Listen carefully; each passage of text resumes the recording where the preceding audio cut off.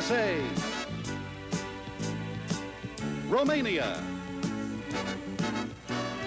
and Canada in a battle for world hockey supremacy.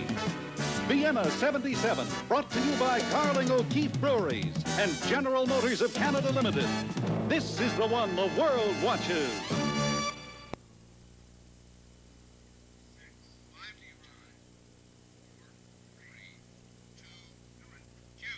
This is a tournament of amazing comebacks. The Czechs, the Swedes, the Soviets, and the Canadians. But nobody has bounced back quite like the Canadians. Hello again, everybody. I'm Johnny Esau, along with Bill Stevenson, Tom Watt, and Bernie Pascal at the World Championships in Vienna. And speaking of comebacks, we're looking for the biggest one of all time with Canada against Russia tonight, Bill. Johnny, I don't know who's writing the script for this, but they're doing a great job thus far. If they keep it up, this is going to be maybe the greatest tournament Canada has ever been in, including 1972, because it would be so unexpected. Just about a half an hour ago, the Czechs defeated the Swedes 2-1, and that's the best thing that could have happened for Canada, because it means if Team Canada can beat the Russians, and it would be an upset tonight, then Sunday, it will be Canada and Czechoslovakia playing for a gold medal. And what greater wind-up could you have than that? Well, you know, the Soviets have lost 2 games in a row. Canada has been coming on stronger and stronger, looking like a hockey team that's played together for a while. Johnny Wilson has learned a lot of tricks. He's been up here, looking at tapes and films all day long, studying it, and the vast improvement between the lines, the team, and the coach is absolutely amazing in the short period of time that these people have had to work together. Well, the thing that gets me is the way this team has come together, but the spirit of the club. You know, each game they think they're better, and they now feel that they can defeat the Soviet Union. There's been a lot of adverse publicity about the Canadian team. It's been written and spoken by the press, and this is go to them on, and we'll talk about that during this game. If you take a look at the standings, you can see what will happen now. These are the standings that come about as a result of the victory by the Czechs over Sweden 2-1. And what it means simply is this. If Canada wins tonight, they will play the Czechs for the gold medal Sunday morning, and the loser of that one would gain at least a bronze. As a matter of fact, they would have a chance for a silver. But if Russia wins, it means the best that Canada can possibly finish with a victory over the Czechs on Sunday would be a bronze medal. So that's what they're shooting for, Johnny. So the exact number of points then, just to review those quickly, Bill? Mm-hmm. The exact number of points, as we have them going right into this one, was in 13 points. We have Czechoslovakia, we've got Russia and Sweden with 12, we've got Canada with 11, and this is World Championship Hockey on CTV.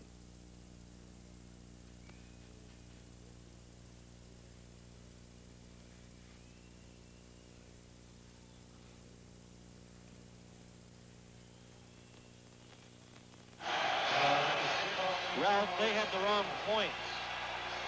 Ralph, they mentioned the wrong points. They said Czechoslovakia had 13, they have 15.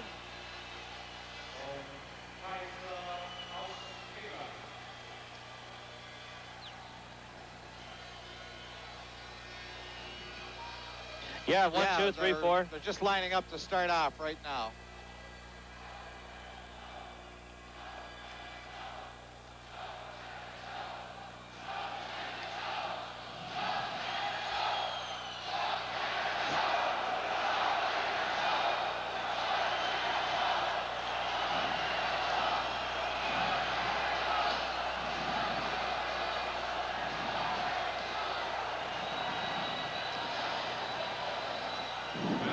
Welcome back to the Stadthalle in Vienna, Austria, and the crowd is going mad here tonight, waiting this game between the Soviet Union and Canada, and the official salute prior to the game is underway.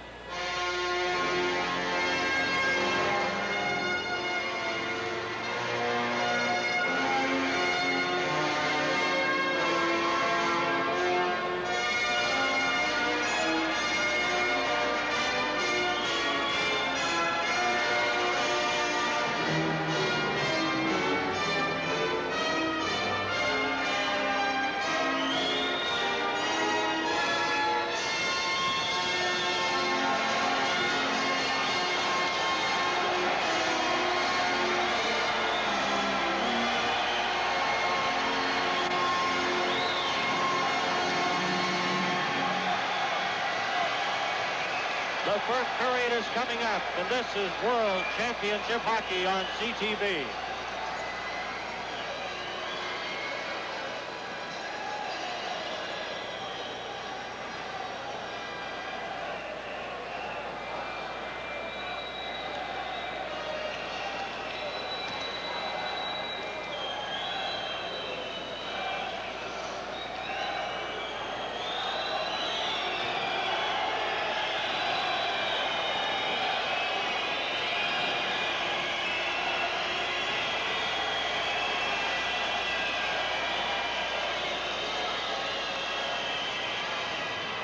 Bei der USSR wird Brief der Nummer 20 Reykjavik durchstehen. Bei Kanada Brief der Nummer 35 Tony. Hello, Ralph. Hello, Ralph.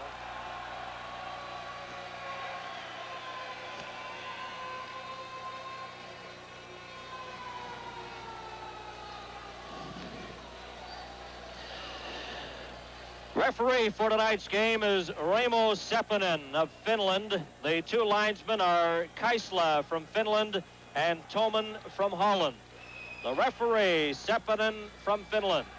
Canada into this game with 5 wins, 1 tie, and 2 defeats. The Soviet Union, 6 wins, no ties, and 2 losses. Phil Esposito will start at center ice for Canada.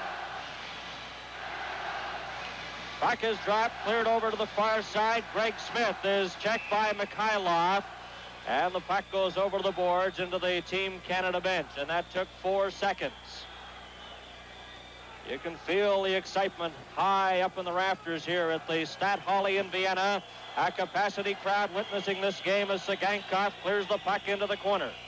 Dennis Kearns goes in after it. Up with the puck, knocked down in front. Karlamov over to Ralph Klassen. That was knocked down, and Dennis Kearns has it inside his own blue line again for Canada. It stopped outside the blue line. Ronnie Ellis tried to get it. It's fired in. Tretiak stops it. In after it is Sagankov. Checked by Ellis. The puck goes loose. Klassen goes after it, but he couldn't control it. And the Soviets come back with Harlamov on the right side. Over the line. Mikhailov breaks for the goal. The pass is knocked down in front by Dennis Kearns.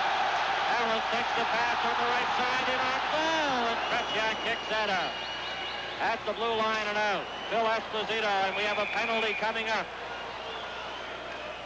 A penalty to Canada.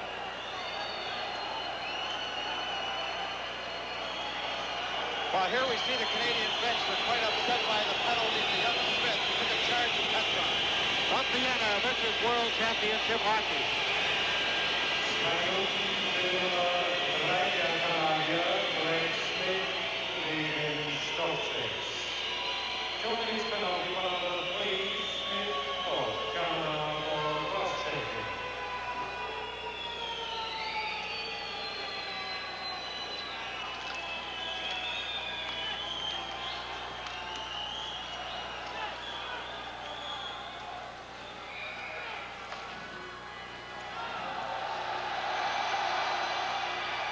A cross-checking penalty to Greg Smith of Team Canada. The Soviets on the power play, and this is Shadrin. Pass on the left side for Yakashev, and Karl Vatne scooped it over the glass and out of play as McKechnie and Shadrin exchange a few words. Well, one of the things that Team Canada has to do tonight is that they've got to stay out of that penalty box, because in the first game with the Soviet Union, the Soviet power play was very, very powerful. Puck goes back to Babanov inside his own line for the Soviets to Yakashev. He can't control it. It's taken by Pronovo at the side of the Soviet goal. Spins around, drops it into the corner. Canada's a man short. And holding it against the board, Shadrin finally knocked it loose. Pass on the far side. The Soviets on the attack. Maltsev takes it over the line, but he was stopped. Yakashev goes back, feeds it over to Luchenko. And he lets it slide to Shadrin, back to Luchenko. Soviets on the attack on the left wing side. Shadrin goes after it. Broken up, carried on by Luchenko into the corner. Karl Vatne runs into the Soviet player. Maltsev then bumps Vatne. Puck is held against the boards, knocked loose, and taken by John Pronovo. Pronovo of Team Canada clears it down. And we have 39 seconds remaining in the penalty to Greg Smith. There's no score early in the opening period. Vasiliev. Easton goes back inside his own blue line for the Soviets. Up on the left wing side, Kapustin then returns the pass in behind his own goal. Dallas Smith stops it, leaves it there for Hampton. And Hampton just scoops it into the corner. Puck was knocked ahead with a glove, and referee calls the play dead. Sepin in the official, with the faceoff coming back into the Soviet zone as the Soviet player knocked it ahead. Well, our Team Canada up for this game, there was really no sense to put a bench down for them to sit down when they had the rest, because everybody's on their feet no matter what's happening out there on the ice. Face off to the right of Tretiak. Phil Esposito lost the draw. The puck goes in behind the net. And we have 9 seconds remaining in Greg Smith's penalty as Kapustin winds up. Up to center ice. He has Vasiliev on the left. Drops it back to Vasiliev. The shot is stopped by Tony Esposito. And the penalty to Greg Smith expires. So Canada successfully killing off that 2-minute minor infraction. Czechoslovakia earlier tonight defeated Sweden 2-1. Czechoslovakia is in first place with 15 points. The Soviets and Sweden tied for second with 12, and Canada has 11. Face off to the right of Tony Esposito. Number 22 for the Soviets is Luktov. Merrick will take the face off for Canada. It's cleared on the opposite side. Al McAdam goes after it. Back to Vadnais. Up on the right side for Pronovo. He just scoops it out to center. Going after the puck is Merrick, and he couldn't handle it. Goes inside the Soviet line. Kapustin brings it out to Balderas. He's dumped on the far side. Another Canada penalty as Balderas was upset by Phil Russell. No score early in the first period from Vienna. This is World Championship hockey.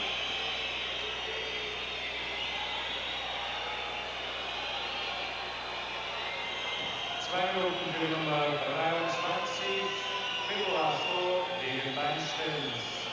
2 minutes penalty for number 23, Rasolov, Canada, for drinking.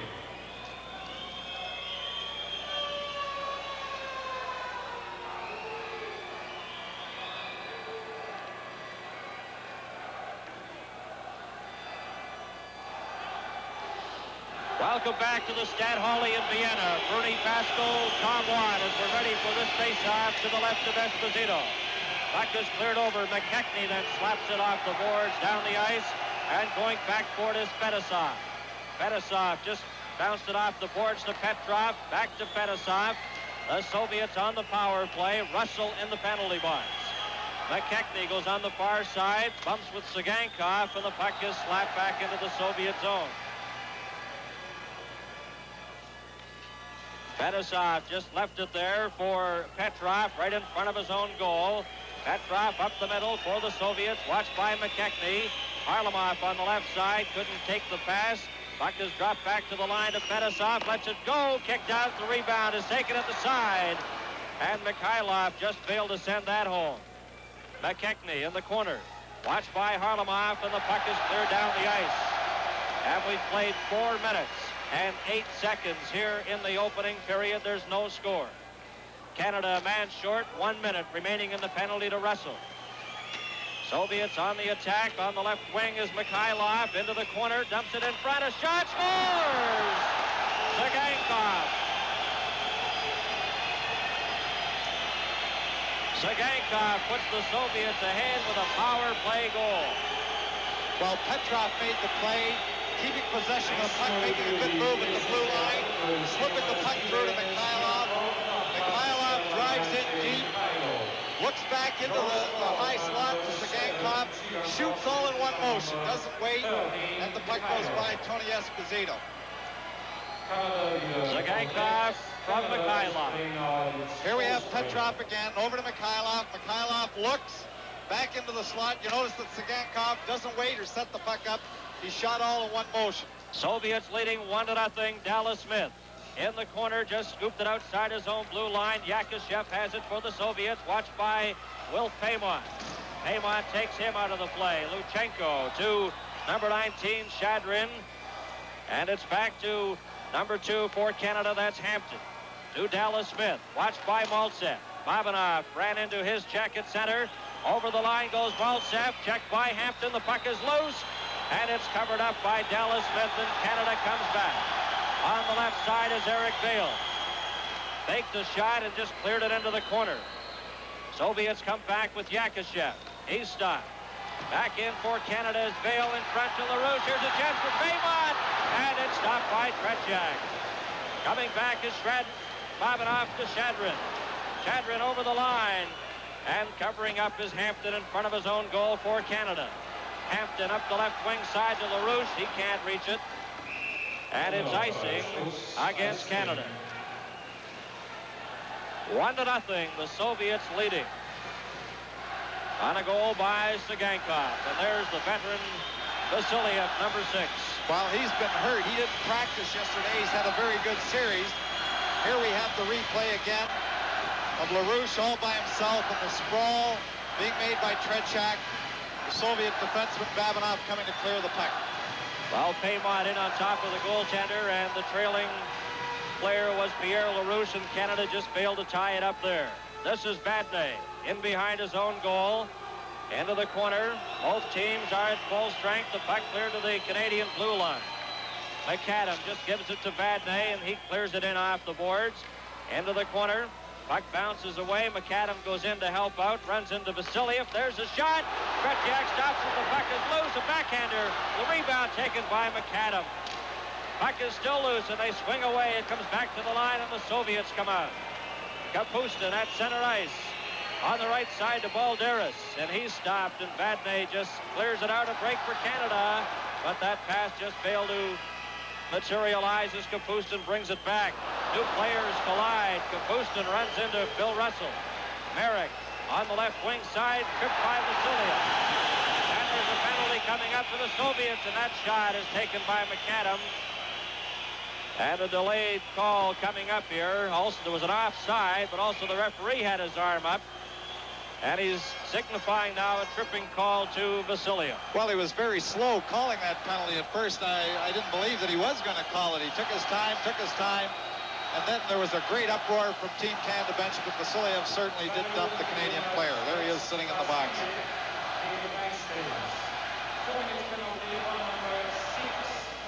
6 minutes and 24 seconds, the time of the penalty. 1-0, the Soviets leading Canada. Phil Esposito gets it back to Greg Smith. Smith then leaves it for Esposito. Canada on the power play. Esposito inside his own line, coming up to center. Out there with Klassen and Ellis, and he clears it into the corner. Sagankov goes in against Klassen. Klassen in front. There's a shot. Back to the line to Greg Smith. Lets it go. Scores!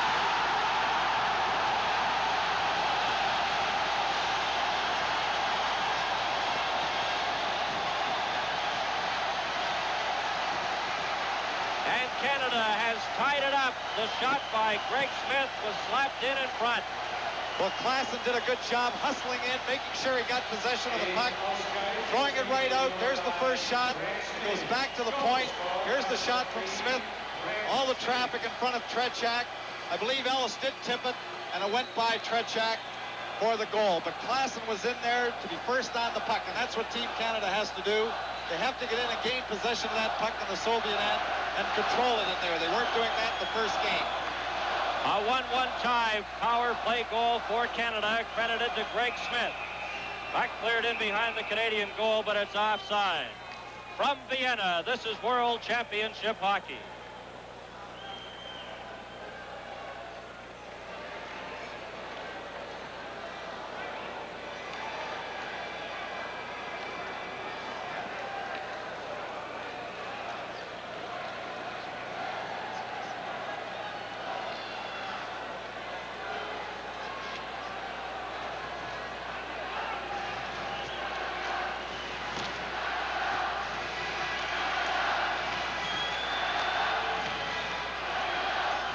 We played 7 minutes here in the opening period. It's a 1-1 tie. Yakashev in the corner, back to Babanov. He clears it and it bounces wide. Esposito steered it into the corner as it went by the net.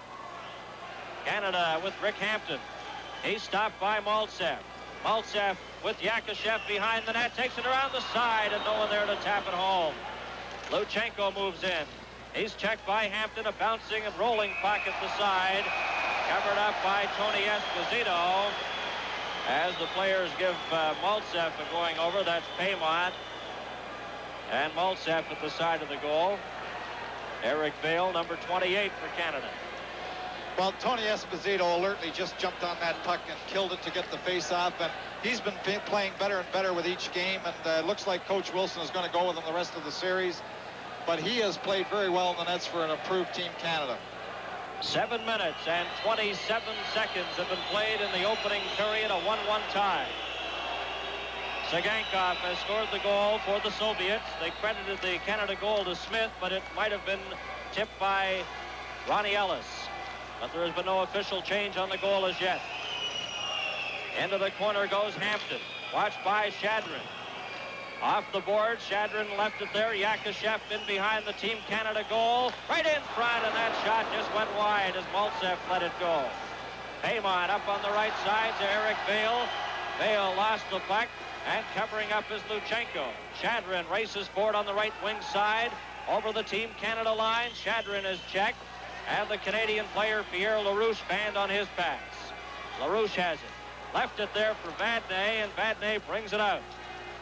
Shadrin checks him, and the puck goes over on the left side with Babanov of the Soviets, right in front of his own goal. Shadrin collided with Wilf Paymont. The puck is right to Tony Esposito, and he clears it over to Merrick, and there's a hooking penalty coming up. I believe it's Carol Vadnais. With 11 minutes and 38 seconds remaining in the opening period. Vadnais picks up the third Team Canada penalty.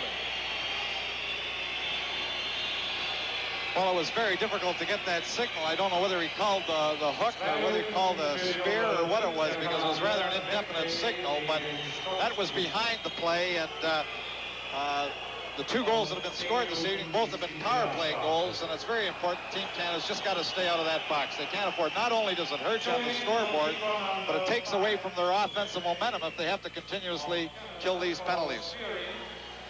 A spearing call to Carol Vadnais, plus a 10-minute misconduct. A 10-minute misconduct, and Vadnais obviously upset. Rod Gilbert goes over to the penalty box now to serve the minor infraction handed to Vadnais. All this happening at 8:22 of the opening period. A 1-1 tie. Soviets with Glukov set for this face-off. Puck comes back to the line to Pervukin. Pervukin has it. Sets it up to Vasiliev, and that's stopped by Esposito. Craig Smith then clears it outside the line and down the ice. And going back for it for the Soviets is Pervukin. In behind his own goal, chased by McKechnie. Comes in front, gives it to Zlukov. Zlukov over to Kapustin over the Team Canada line. He stops, drops it back, but it's intercepted by McKechnie. Up with Pronovo. McKechnie circling inside his own line. And then clears it up to Pronovo. Pronovo at center ice as Team Canada's a man short. Back to Dennis Kearns. Kearns inside his own line, watched by Zlukov. Then clears it off the boards down the ice. 1 minute and 9 seconds remaining in the minor penalty to Vadnais. Soviets come back. Mikhailov straight down the middle to the Team Canada line, dropped it over, takes the pass back to Harlamov. Harlamov is checked, and Ronnie Ellis has the puck ahead to Klassen. Klassen at center, back to Ellis, but he can't reach it. And covering up is Fedosov. Ellis gets to the puck first. Into the corner, tied up by Fedosov. Still fighting for possession. Fedosov falls. In to help out is Klassen. Klassen then collides with the Soviet player Fedosov. Vasiliev to Mikhailov. Over the Team Canada line. Hampton watches him. Back to Vasiliev. On the side to Fedosov. Lets it go, and Ellis stopped that. Fedosov into the corner to Mikhailov. Back to the line. Here's a chance for Fedosov. Lets it go, and Ellis again blocked that shot. 9 seconds remaining in the Team Canada minor penalty. Fedosov on the left side, clears it out. Mikhailov goes after it, and Rick Hampton clears it down the ice. And Team Canada is back at full strength as Rod Gilbert steps on the ice. Team Canada doing a very good job of killing off that penalty, but Fedosov, who we see, young Fedosov, 24 for the Soviet Union, who is playing on the point, is replacing the veteran Gusev, and Gusev was benched during the game with Sweden that the Soviets lost this week 5-1, and Gusev, one of their veterans, has been put on the bench. They're not using him very much, and they're using some of their younger defensemen tonight. 9 minutes and 34 seconds remain in the opening period. LaRouche against Shadrin. The puck comes back to Yakashev. He lost it. Dennis Kearns to Paymont. Paymont going in with Bale into the corner. Bale takes the puck right in front and is deflected over the top of the net by Paymont. Both teams are at full strength. The Soviets come back with Shadrin, a long shot, and that's over the Team Canada net. Bale into the corner. Off the boards to Kearns. Kearns has trouble with it, goes back in behind the net.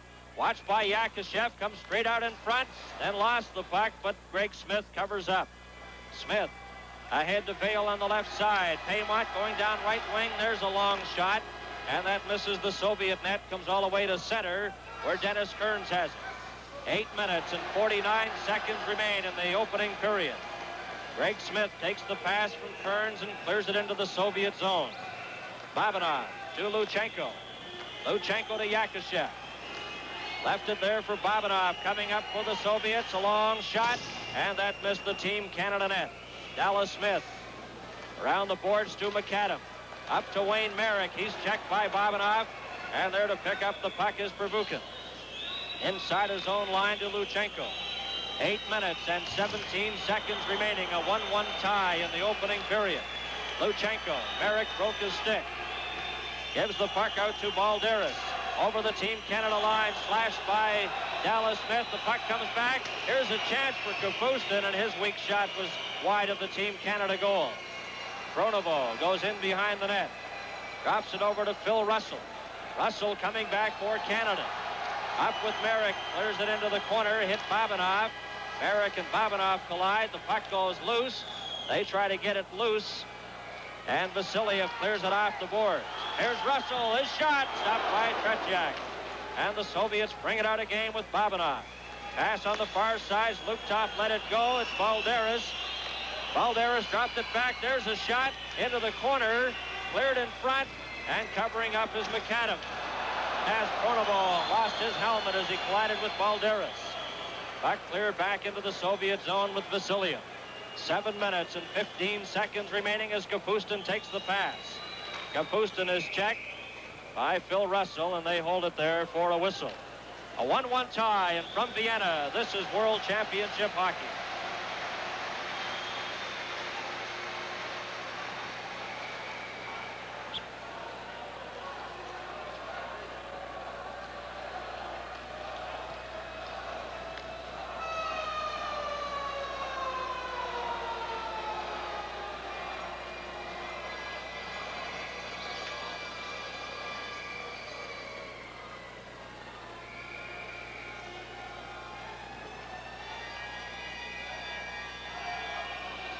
Seven minutes and 9 seconds remaining in the opening period, a 1-1 tie. Puck inside the Team Canada line. Mikhailov in there with Petrov, but bringing it out is Esposito to Klassen. Over the line, but they're stopped there by Sagankov. Greg Smith has it for Team Canada. Gets by Mikhailov, then run into the Soviet player Petrov. Sagankov then ran into the Canadian player, and the puck is cleared to an open wing. A 1-1 tie, Fedosov to Yakashev. Rather, Mikhailov to Harlamov. In over the Team Canada line, watched by Klassen. Harlamov drops it back. Sagankov, shot! Esposito kicks that out. Phil Esposito takes the puck. Runs into Petrov. Alice goes in to help out. Alice tries to get the puck and then falls on it for a whistle. Reminder, the telecast of this game is presented solely for the interest of our viewers under copyright of Arthur Harnett Enterprises Limited. Any use of this telecast without express written consent is strictly prohibited.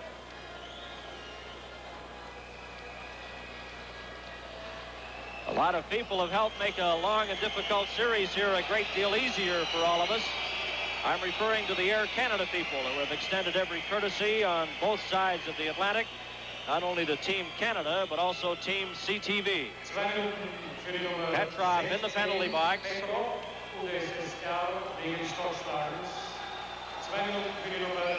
With 6 minutes and 20 seconds remaining. Esposito also in the penalty box as they go off.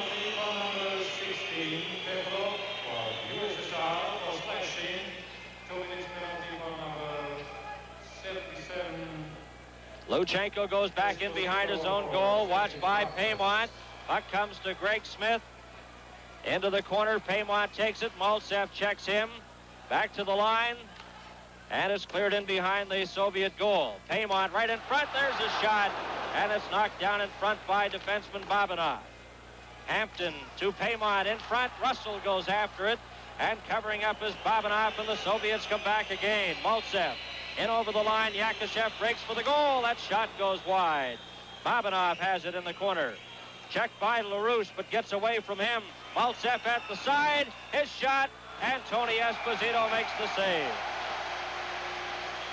Well, there we have the type of goaltending that Team Canada has to get from Tony Esposito, because Yakashev walked right out of the corner. He had Maltsev off the side of the net. The Team Canada defenseman made sure that Maltsev was tied up, but Yakashev had enough room to move right in front of the net to get his opportunity. But Tony Esposito making a very good stop on the play.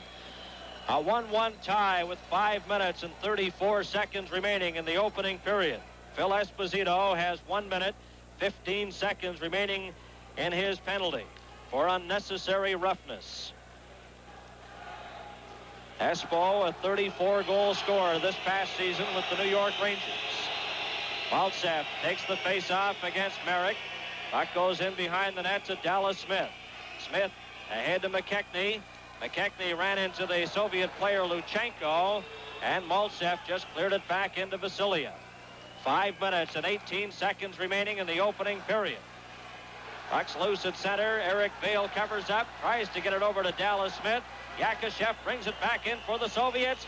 Pass in front, knocked down by Dennis Kearns. And Kearns comes back for Canada. Up with Vale. Kearns at center ice to the Soviet line to Vale. His shot, and that goes wide. Comes all the way out to center ice, and covering up is Dallas Smith. Over to Wayne Merrick to Dennis Kearns. Kearns at center. Over to Merrick to Dallas Smith. Smith runs into the Soviet player. Puck goes into the corner, and they hold it there and get a whistle. Merrick and Vasiliev rough it up a little. Well, the Soviet defenders, Vasiliev and Luchenko, they've been hitting hard in this hockey game. Vasiliev, one of their rougher hockey players, and it looks like that they're going to stand their ground here against Team Canada today. 4 minutes and 39 seconds remaining. A 1-1 tie with the face-off to the left of Tretiak. Esposito still in the penalty box for Team Canada, along with the Soviet player Petrov. And Badney is still serving time in his misconduct. Kapustin brings it back to the Soviets. A pass to Balderas. Balderas tried to return the pass, but was stopped by Greg Smith. And Smith has been impressive in this opening period for Canada. Puck goes down into the Soviet zone. Merrick and Vasiliev in after it. It's cleared in front as the penalized players step back on the ice. Verbuchen down the left wing side. His shot, and that's deflected high and out of play. From Vienna, this is World Championship Hockey.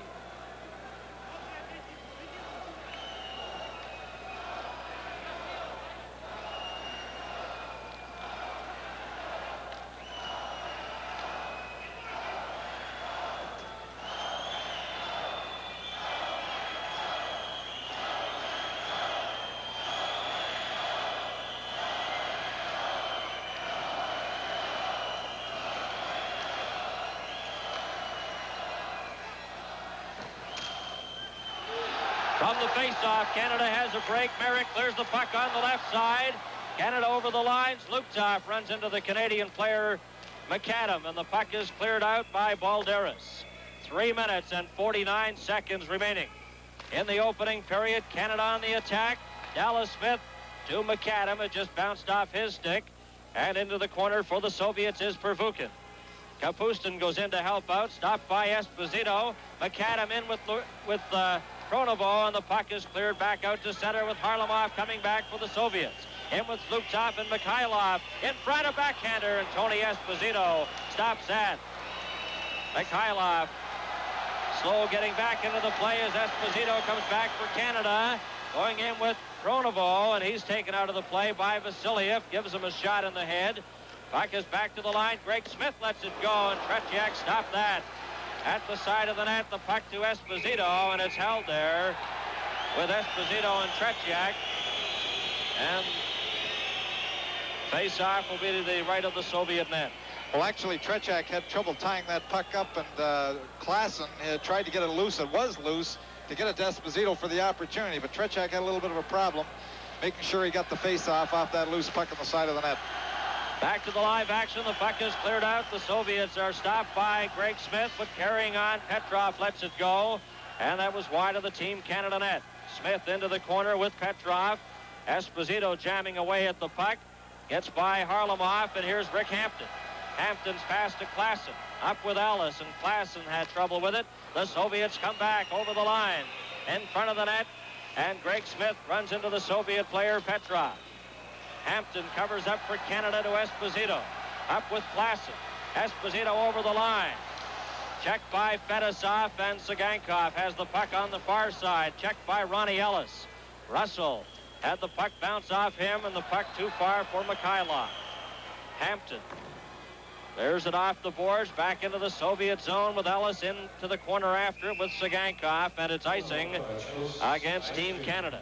And we have 2 minutes and 11 seconds remaining. One of the surprises, Tom, has been the play of Ronnie Ellis of Team Canada. Yes, Ronnie Ellis gets better with every hockey game, and you might expect that because he's been out of hockey almost 2 years. Here we have Maltsev coming off a little bit of an injury. He was hurt earlier in the series, and he's one of the leaders on the Soviet Union's hockey club. Back to the action. Dennis Kearns has the puck with 2 minutes and 5 seconds remaining. Vale lets it go. LaRouche goes after the puck as Eric Vale slashed the Soviet player as he was checked, and the Soviet player is hurt. It's Babinov who's down, and Babinov took Vale into the boards very, very hard. Vale came off the boards back at him, and here we have Babinov down. This is the same Soviet hockey player who was down in the incident with Paymont in the first game, where Babinov took Paymont hard into the boards. This time was Eric Vale who was taken in hard. Well, the two players collided, Babinov and Eric Vale. Now Babinov being assisted by the trainer. Here's a replay, Tom. There's Babinov putting him into the boards. Here we have Vale. The two of them go to the ice. They're going down hard. Vale came back after this. There's the helmet going off. Here we have Vale coming over with his stick.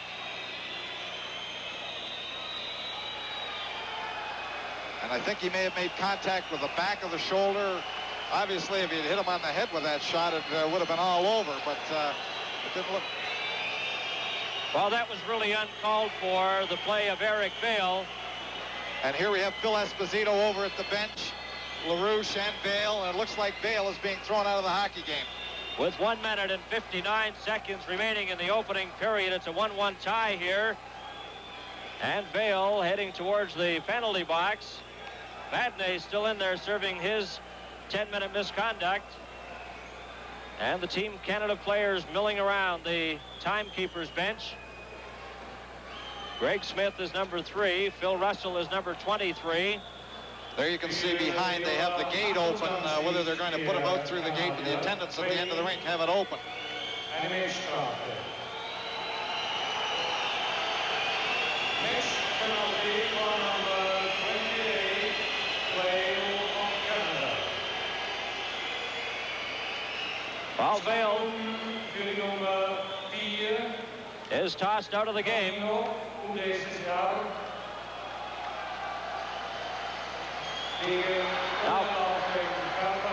Paymont runs into Yakushev and knocks him down. Well, Paymont just skated up behind Yakushev when they were waiting for the draw, just took the skates out from under him, and the referee was over at the Soviet bench explaining something to them and didn't see it at all, but Paymont just skated behind Yakushev, took his skates out from under him. Well, Bobanoff also gets a penalty for the Soviets. He gets a minor penalty, but he hasn't gone to the penalty boxes yet. He's sitting over on the Soviet bench. But they've announced a penalty to Bobanoff, and the Soviet penalty box gate is open. But they have not put, well, there's the 2 minutes now on the left of your screen. Here and comes Bobanoff heading to the penalty box. Here comes Babinoff over, his helmet off, but he's coming in the box. But here's Phil Esposito trying to get this penalty situation straight. But there's Babinoff in the box for his 2 minutes.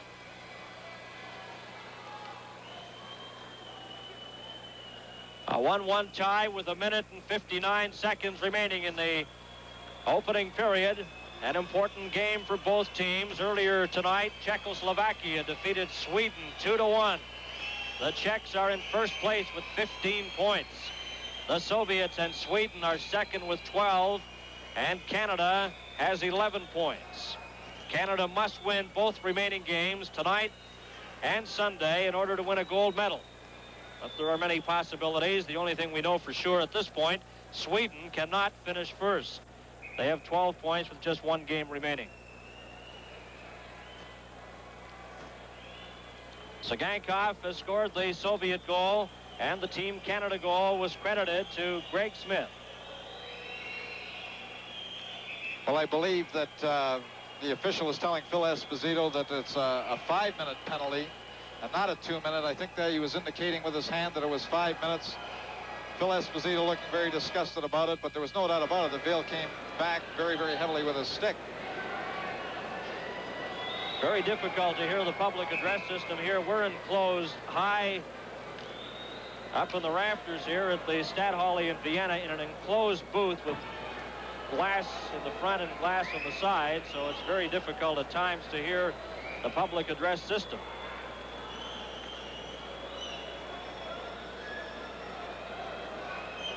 In fact, in order to see the time clock here, we have a special monitor with a camera aimed at the time clock, and that's how we pick up the time remaining in the period.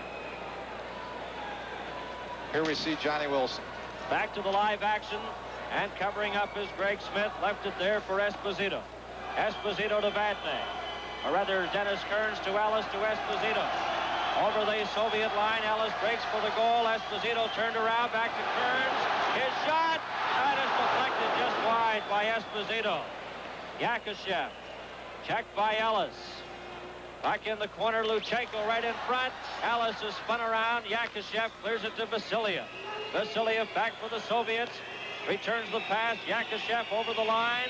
Left it for Maltsev at the side. Kicked out by Esposito. The shot. And that's kicked out again by Esposito. Phil Esposito clears it on the left side. And Maltsev goes back for the Soviets with 1 minute and 10 seconds remaining here in the opening period. A 1-1 tie. Yakashev collides with John Pronovo. McKechnie around the boards to Phil Russell. Russell to Pronovo. Canada coming back. We're into the final minute as the puck is stopped by McKechnie, and he couldn't keep it in, though. Dallas Smith going in with Pronovo. Dallas Smith into the corner. Took a weak shot that was wide of the Soviet goal with 45 seconds remaining in the opening period. Vasiliev is checked by Pronovo. Still has the puck. Tried to get it out. McKechnie knocked it down. Now Luchenko will try. And we have 30 seconds remaining. Mikhailov inside his own blue line. Clears it out to Harlamov. Harlamov then goes back in. Pronovo covering him. Harlamov trying to run out the clock with 15 seconds remaining. Comes up to center ice. McKechnie mixing it up with the Soviet player. There's a shot that just goes wide, and Dallas Smith with 6 seconds remaining. McAdam deflects it out to center. Sagankov has it for the Soviets. To the line and over as the horn goes to end the first period of play. And it's a 1-1 tie. And a highly entertaining first 20 minutes here at the Stadthalle in Vienna, Austria. And the two teams leave the ice after the first 20 minutes of play. A 1-1 tie at this point. Of course, earlier today, as we mentioned, Czechoslovakia defeated Sweden by a score of 2-1 with all the scoring in that game in the third period. Here we have the first goal for the Czechoslovakian team. Eberman goes behind the net. And on the second shot after the goaltender Augusta had stopped it, it was shoved underneath him by Martinez for the first goal. Well, Tom, the opening goal in the game at 6 minutes and 20 seconds, scored by Martinez, and Czechoslovakia goes in front 1-0. Here we see Eberman driving wide around the Swedish defense. And here's what the Europeans like to do often. They drop that puck by the net on the same side that they're going behind. They don't go all the way behind the net. With Noby in the penalty box for tripping, Sweden scored a power play goal on this effort.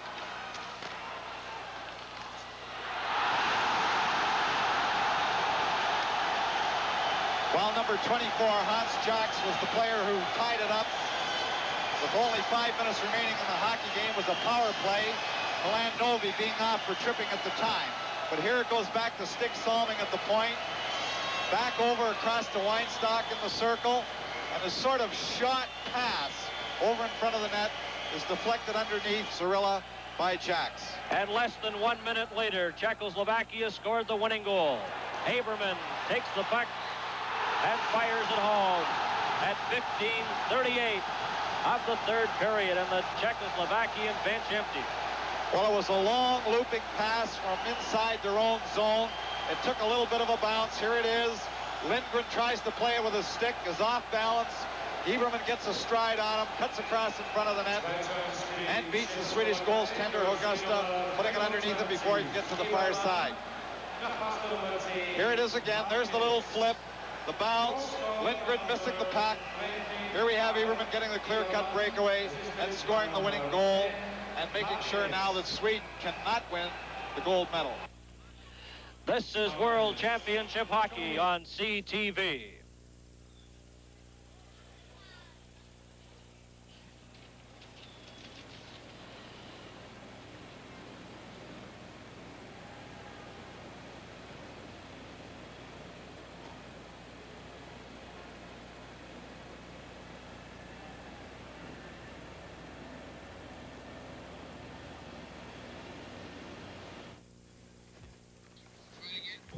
Okay, do Guy, and then I'll do Jerry, and then if we still have time, maybe we'll bring Guy back in again.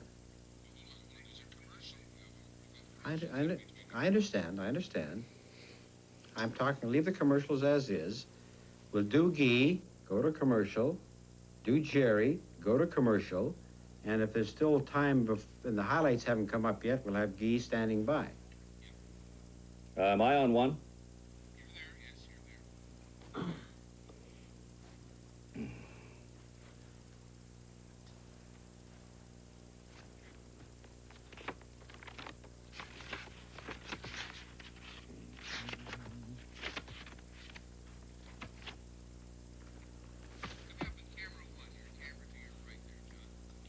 Coming up, the three of us?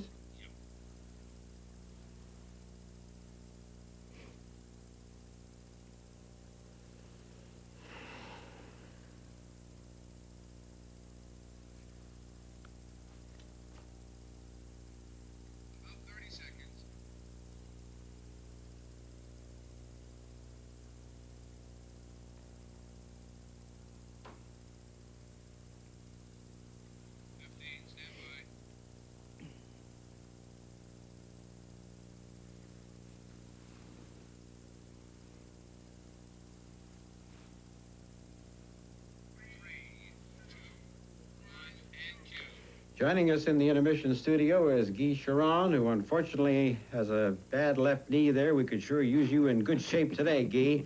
That left knee, unfortunately, will keep him out of the series, Bill. That's too bad. Well, I'll tell you something. The Washington Capitals must have been a little worried when you got the injury. Well, I did get a phone call from our general manager, Max McNabb, and he was kind of concerned. And the next day after I was examined in the hospital, the doctor had told me that I didn't need an operation, so I was fortunate. Yeah, I'll bet he was concerned.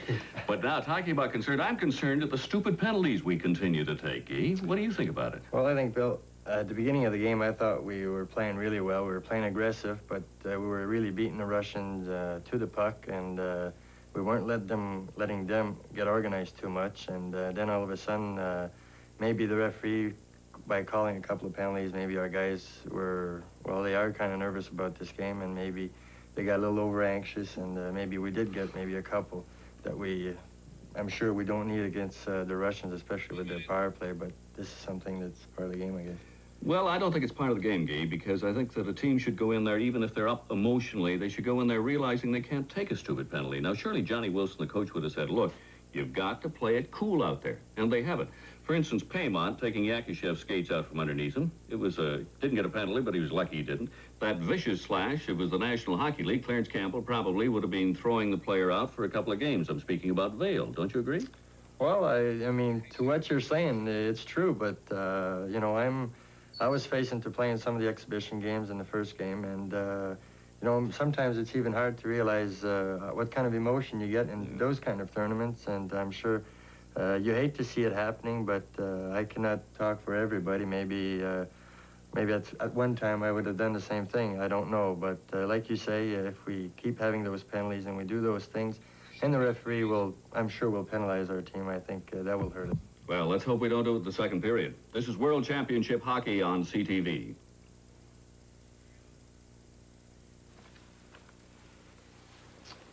Where's Jerry Patterson? Get going. Our guest. Yeah. You don't get Jerry back. I want to get back. Here, Bill. Got it? Go ahead.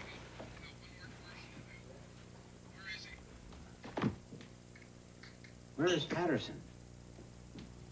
Okay, come on, Jerry. Yeah. Unfortunately, the highlights are coming up quick, so we're going to only have a minute or so. That's fine, John. Okay, you just arrived. What's the reaction back home? Thanks for equipping the U.S. and Team Canada. Russia. And Russia, did you? I negotiated and we're close. Okay, okay.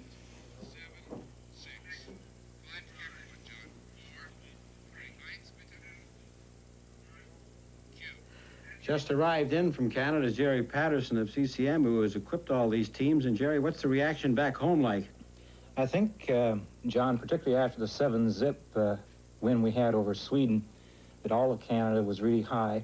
And looking forward to this game today. I just arrived yesterday morning, and I must say that I think the response back home is that the whole populace is behind Team Canada after coming back from that. Have they made up for the very strong feeling, the negative feeling in the 11-1 game? I think so. I think everything's been uphill since the 11-1, and I think that all Canadians are proud of the showing of the team to date, and I certainly know everybody's looking forward to them winning this big one. Jerry, you equipped the U.S. team, and they needed help. You equipped Team Canada and will for the next 4 years. I understand that the Russians are now going to be with you. Is that true? I've been meeting with the Russians. I met with Mr. Koloskov, the president of the Soviet Ice Hockey Federation, this morning. I can't announce anything officially at this time, but negotiations have been going very well. Okay, Johnny. what's the latest word? Because the Memorial Cup is next Sunday from Vancouver, and what was the latest word? We want to urge all the Vancouver fans to get out for that one, but was it really building for there?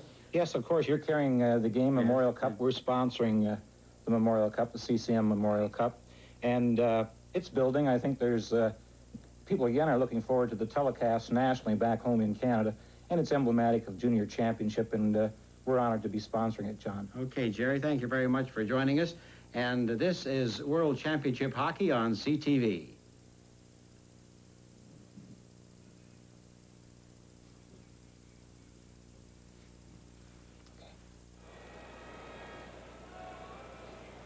One, two, three, four. 1, 2, 3, 4. 1, 2, 3, 4, 5.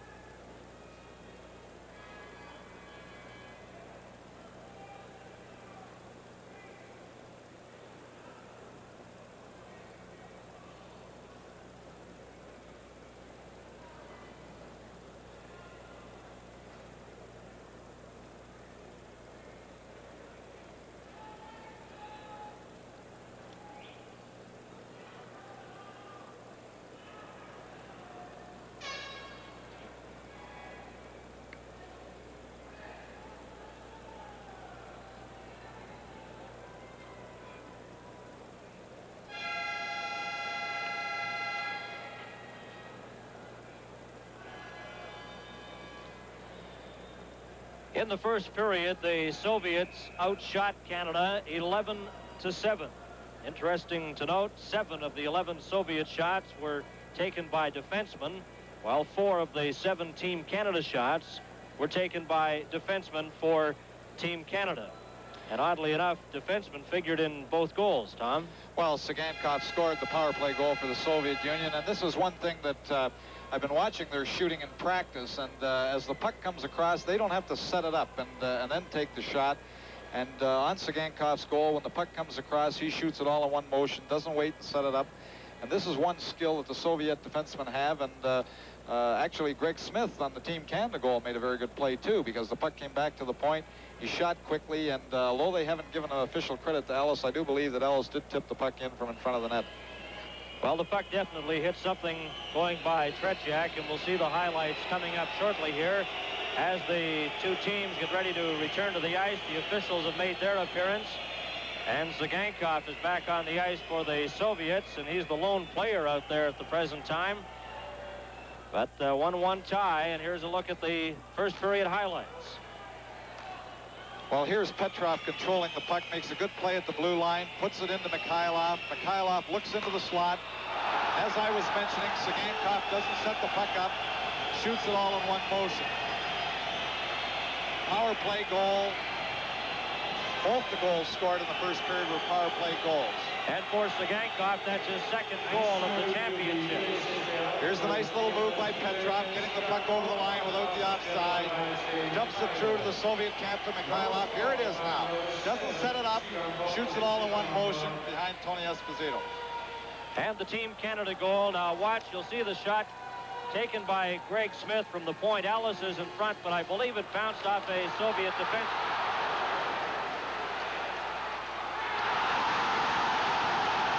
It's difficult to tell whether it did go in off number 3, Lechenko, or whether Ellis did tip it home. But Klassen deserves a lot of credit, because when the puck went into the Soviet zone, and this was one thing Team Canada had a problem with in the previous game, they would dump the puck in the Soviet zone.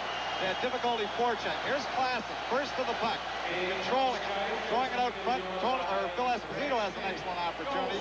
Comes back to Smith, the pass through. There's the deflection, whether it touched Ellis or not.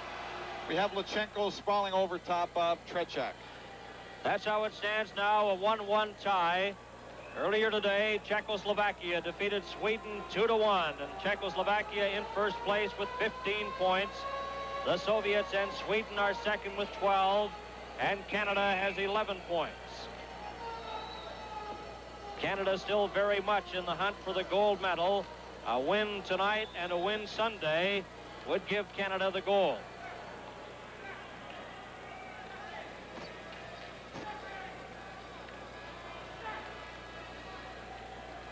We have Team Canada manager Derek Holmes with us up in the booth now. And Derek, what's the feeling of Team Canada? Well, they're a little bit high and somewhat excited now. I'm a little tired running up the stairs. But what sort of upset our guys is there was a terrific body check against the boards by Babinoff, and he wasn't given a penalty, and Vail reacted to it, and they have given him a game misconduct for attempt to injury. And in international rules, a 10-minute penalty is given as well. Well, Derek, of course, they gave Babinoff a minor penalty. Well, that's what bothered me as well, because it was after the fact. He didn't call that until, you know, the play was concluded. That's unsure about you know, what happens in the next game, but I think he'll probably have missed the final game. Okay, thanks, Derek. We'll try to get back to you in just a couple of moments here as we're ready to go to start the second period of play. And the puck is cleared back to Dennis Kearns. Kearns into the corner for Team Canada. It's a 1-1 tie. Puck cleared off the stick of Sagankov. Kearns takes it again and then fires it over the boards and out of play, and we have a whistle. With the face-off inside the Team Canada blue line. Jean Pronovo, number 18. As the Soviets are back at full strength, Babinoff back on the ice, and Team Canada a man short. They slap the puck down the ice, and Tretiak stops it at the side of his own goal, leaves it there for Fedosov. Watched by McKechnie, Sagankov in front. Up on the right side, then he clears it. Bouncing puck goes into the Team Canada zone with Kearns in after it. Kearns then fires it into the Soviet bench, and another whistle. Well, while Derek Holmes was speaking there, and you saw the melee around the penalty box, actually what has happened is that because of the attempt to injure, as the official ruled it, Team Canada has been penalized for 10 minutes, so they must play shorthanded for 10 minutes now. And Rod Gilbert is serving the 10-minute penalty to Canada as a result of that infraction. Eric Vale and Babanov late in the opening period. It's a 1-1 tie. All the scoring in the first period. This is Mikhailov in the corner. Around the boards for Petrov, and the Soviets come back. Mikhailov takes the pass up the middle, going in with Harlamov. Into the corner, watched by Kearns. Fires the puck around the boards. Petrov let it go. Zagankov clears it into the corner. Petrov has it. Team Canada a man short. Zagankov at the line. Back to Petrov. Petrov returns the pass. Soviets get a shot, and Kearns clears it to Jean Pronovo, and he fires it off the boards down the ice. Soviets go back. Pass on the right side for Mikhailov, coming up for the Soviets, and he's stopped by Phil Russell. Zagankov carrying on, then Vatne took it from him. Chadrin. He dropped it back for Fedosov, back to Chadrin. Chadrin inside his own line. The Soviets on the power play as Fedosov has it. Clears it out to the line. Here's a break for Yakashev, going up to the Team Canada line. Over the line, into the corner, watched by Vatne. Yakashev nailed against the board, still has the puck, but Ronnie Ellis takes the clearing pass in front. Ellis over to Esposito. Esposito in for Canada, back to Ellis, he shoots, and Tretiak stops that. Fedosov then clears it to Mikhailov, too far for him, and the Soviets are called for icing. Well, Ronnie Ellis and Phil Esposito jumped in quick there and almost had the opportunity, slipping the puck by Tretiak. The Soviets got caught with two of their young defenders out there, both Babanov and Fedosov, who hasn't played. Here we have them breaking out of the end. Ellis was moving the puck ahead to Esposito. Outside of Babanov, he throws it across. There's young Fedotov not being able to tie up Ellis, and he almost slips it underneath Tretiak for the go-ahead goal. Face off to the right of Tretiak. And we've played 2 minutes and 13 seconds here in the second period. Chadrin, number 19, at the face-off position for the Soviets. Wilf Paymont, number 9, will take the face-off for Canada. Canada continuing to be a man short as a result of the 10-minute infraction handed out to Vale late in the second period, or rather the first period, for intent to injure. Puck cleared into the corner. Paymont goes after it, watched by Maltsev. Chadrin gets it back to the line to Babanov. Babanov over to the far side. Here's a chance for the Soviets. Babanov gets a return pass over to Maltsev. Lets it go, and Esposito kicks that out. And McAdam clears it down the ice. Babanov goes back for it. A 1-1 tie. Soviets coming back. Yakashev up the middle. Chadrin on the right side. Into the corner. Yakashev has the puck. We've played 3 minutes here in the second period. Yakashev over to Maltsev. Maltsev stops into the side of the net. Chadrin, there's a shot. They score. Yakashev takes the puck and fires it into the open net. Well, it was a very well set up goal on the power play. Maltsev controlled the puck off the side of the net, moved it behind. Here we have Maltsev in control. One defender comes to him, moves it across. There we have both defenders caught outside of their zone. And we have Big Yakashev coming behind him to shoot the puck past Tony Esposito. Yakashev scores for the Soviets, and they go in front 2-1. Tony Esposito almost got his stick over to block it, but the puck was fired into the net. And Canada still a man short. The Soviets lead 2-1. Kearns cleared that puck up into the boards now to play. From Vienna, this is World Championship Hockey.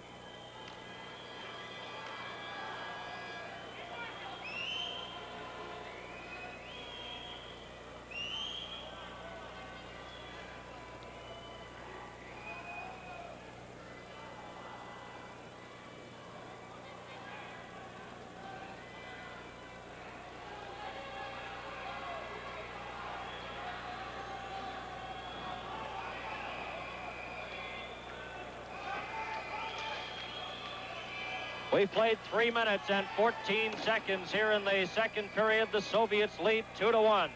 And approximately 6 minutes remaining in the Team Canada major penalty to Vail, the 10-minute penalty. There's a chance for the Soviets. They score! The shot taken on the left wing side. And they go in front 3-1 as Kapustin let it go. Well, young Kapustin just broke in on the left side. It was a good pass. Tony O came out to try and cut off the angle, but it was a great shot. Here we have them controlling the puck. Balderas in the neutral zone. Makes his move inside, throws it across to Kapustin. Here we have Tony out at the edge of the crease. A perfect shot just inside the point, or the post, picking the corner for Kapustin. That's the second power play goal they've scored while Vail has been serving the intent to injure 10-minute major. The misconduct. And Canada remains a man short as the Soviets go in front 3-1. Esposito off the boards, gets by Vasiliev. Into the corner, Pervukin left it there for Vasiliev, and the Soviets come back again. Pass at center ice. Over the line goes Kapustin. Then over the Team Canada blue line, over to the far side. Here's a shot by Balderas, and Russell stopped that. Vasiliev couldn't keep it in, and Phil Esposito has it for Canada. Esposito watched by Zlukov and Balderas. Puck comes over to the side to Balderas, and he can't control it. It's slapped back into the Soviet zone with Vasiliev in after it. Vasiliev at the side of his own goal. The Soviets 3 and Team Canada 1. Harlamov up to the Canada line and over, runs into Esposito, and he clears the puck back to the Soviet end. Ronnie Ellis goes after it with Harlamov. Ellis got a shot away, but Tretiak stopped it. They try to hold it against the boards. Ralph Klassen falls. The puck goes loose. Cleared up on the right side, and the Soviets have a break again. This is Petrov over the line, over to Harlamov. Mikhailov goes into the corner after it. Checked by Russell. Vadnais has it at the side of his own goal. Clears it, but not out. On the far side, puck is kept in there by Fedosov. In front for Shadrin, over to Harlamov. And Al McAdam brings it out for Canada. McAdam. And he clears it into the corner. Fedosov checked by Esposito. Esposito then lost the puck to Mikhailov. In behind his own goal, up on the right side for Petrov. Petrov for the Soviets to the Team Canada line. Watched by McKechnie. Hooked. Puck goes back to Mikhailov. Over to Fedosov. Fedosov gets set. Past the puck instead of shooting it. There's a shot, hit the side of the net. Petrov back to Fedosov. Into the side, and McKechnie had it bounce off him. It's kept onside. And McAdam gets it for Canada, and finally the Canadian team gets it out. Down the ice, and it's brought back by Vasiliev. Up on the left side for Harlamov. Watched by Pronovo. Pronovo slashes at him. Hampton can't get it out.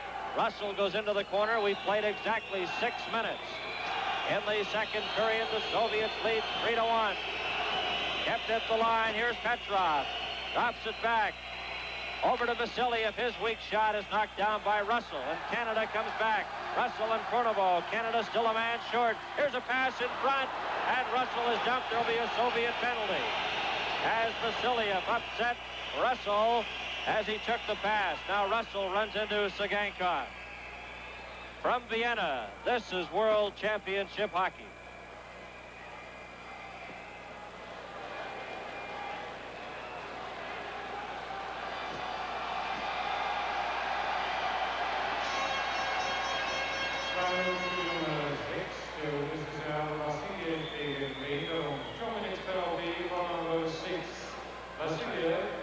Of USSR for interference.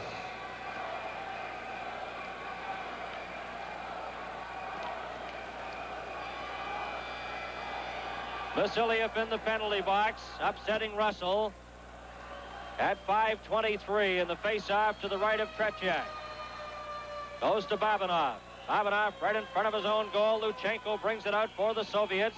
They lead 3-1. Maltsev stopped by Dallas Smith, and Canada comes back. Hampton to Esposito.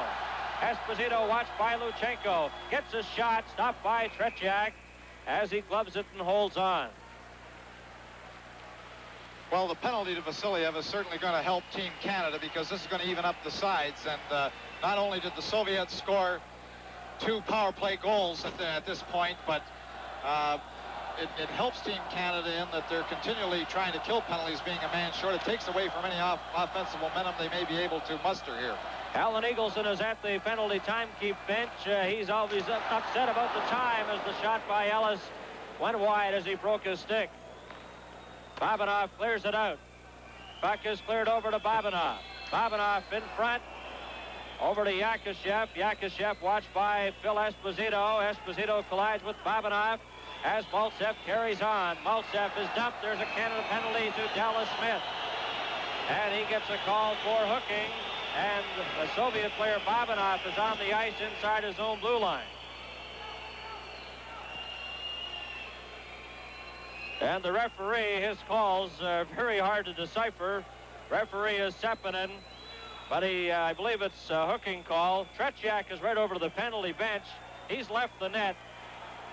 Now we'll see if he gets a penalty for leaving the net. That's a misconduct for leaving your net then, or an altercation. He should stay right in that crease. Tretiak came right out of the net, right over to the penalty bench to talk to the referee, who was handing out a penalty to Dallas Smith.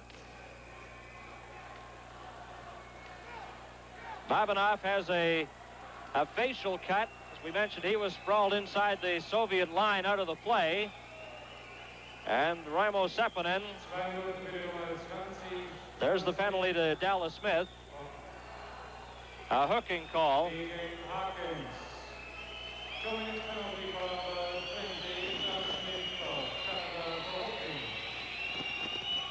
Well, apparently Al Eagleson was down at the penalty box because the 10-minute penalty to Vail was not shown on the clock. It came just before the end of the first period.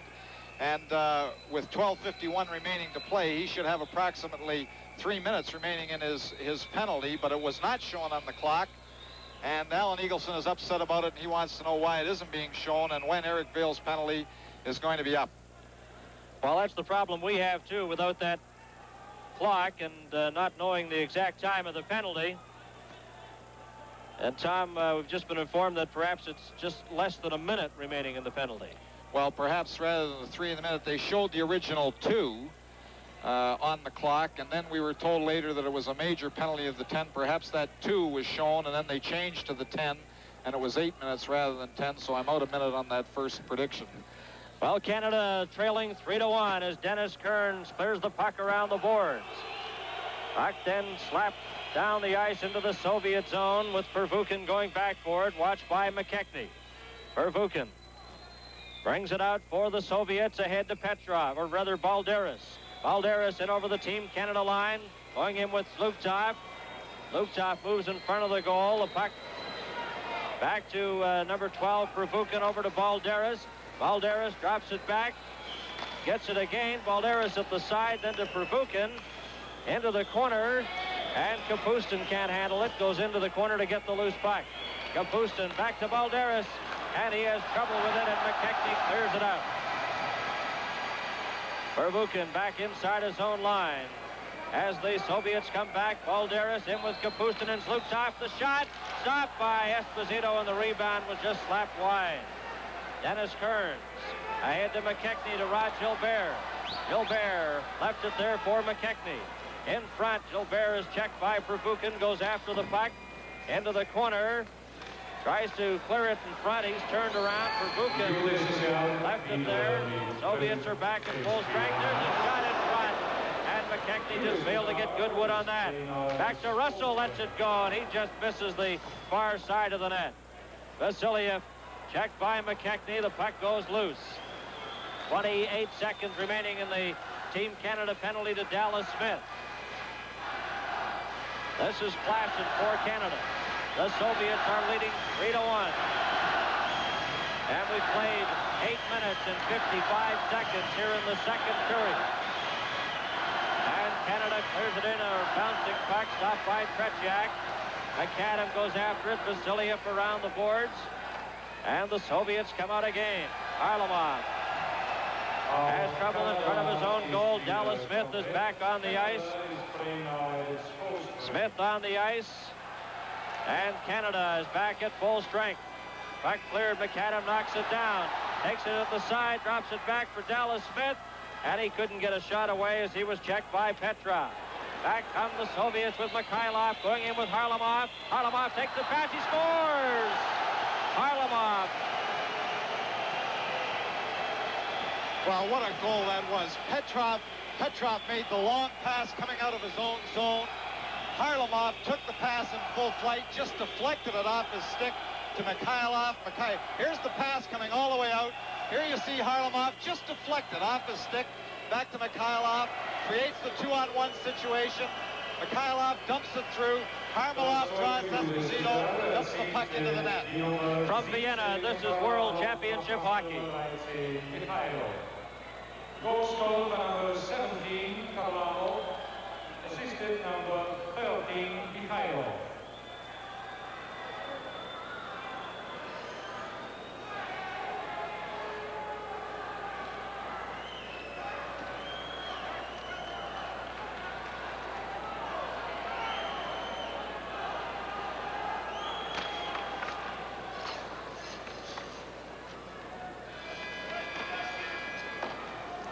Soviets lead 4-1. The last goal coming at 9:37 with Harlamov scoring for the Soviets.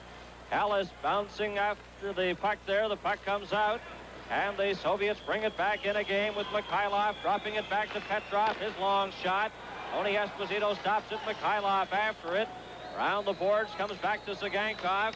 He gets a shot on goal. Stopped by Kearns. Mikhailov tries to get it to Harlamov. Back to Sagankov. He gets set. Lets it go. Stopped on the line. And Greg Smith covers up along with Tony Esposito. Well, Tony Esposito made a very good stop with Sagankov moving right in from the point. He has one goal already. Here we see Tony Owen. Really, he has had very little chance. Here we have the puck come back, being controlled inside Team Canada zone. Here we have the shot as Sagankov moves in. It's slipping behind. Tony O reaches back, grabs it, pulls it for the faceoff. 9 minutes and 43 seconds remaining in the second period. The Soviets get a shot, stopped by Paymont. Paymont has it along the boards, tries to get it out. McAdam couldn't fire it out. The puck is finally out to center ice. Shadrin then gets it for the Soviets and dumps it back to Vasiliev, up to Maltsev. Maltsev on the right side for the Soviet Union is stopped by Dallas Smith. Smith tries to get it out.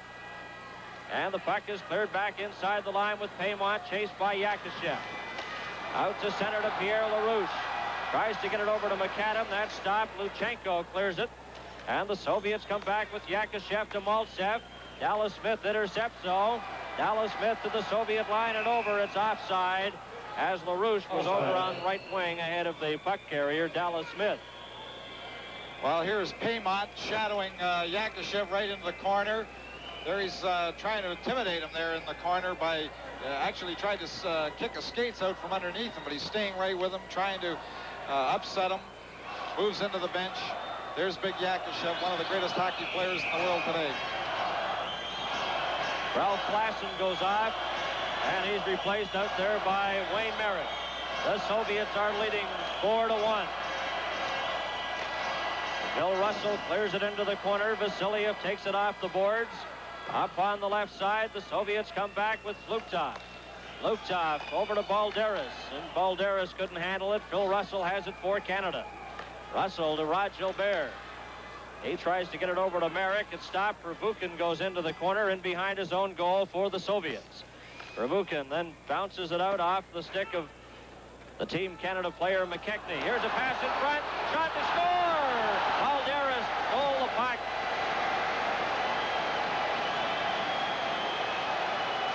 Well, McKechnie tried to throw the puck back into his own zone so that the Team Canada defender would get possession of the puck. Here he is, moving back, throws it. Balderas just jumps in there. He's got the great speed, intercepts the pass, moves it to the side, flips it up over Tony Esposito. From Vienna, this is World Championship Hockey.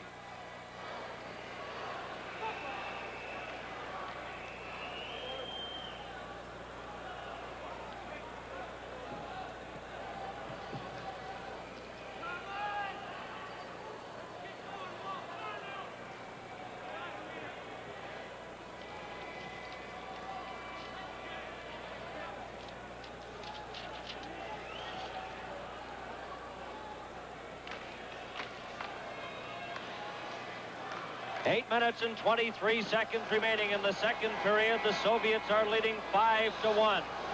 Verbuchen is checked by Gilbert. McKechnie goes after it. Runs into Kapustin, but Kapustin gets a pass to Zlukov. Over the line to Balderas. He's stopped. Back to Zlukov. Lets it go. And that's stopped in front by Badney. Merrick up with Gilbert. Over the line. It's offside as Gilbert was offside on the right wing. Offside. Well, Vasiliev came right across there, and here we see Merrick picking himself up because Vasiliev came across as he was making the play and put a good body check on Wayne Merrick at that point. Here we see a little bit of a scuffle here, kicked the skates out from under Zhlukov. And you wonder how long this is going to continue, because really Team Canada has one of two ways to go. The score is 5-1 at this point. They can stay on the ice, try and get back in the hockey game. They continue to try and take these penalties, trying to intimidate the Soviets, because really they're not going to intimidate the Soviets. They're only going to get deeper in the hole, but they got to stay on the ice and try and get back in the hockey game. 7 minutes and 58 seconds remaining in the second period. Both teams are at full strength. Petrov and Esposito at the face-off position. Goes over to Kearns to Greg Smith.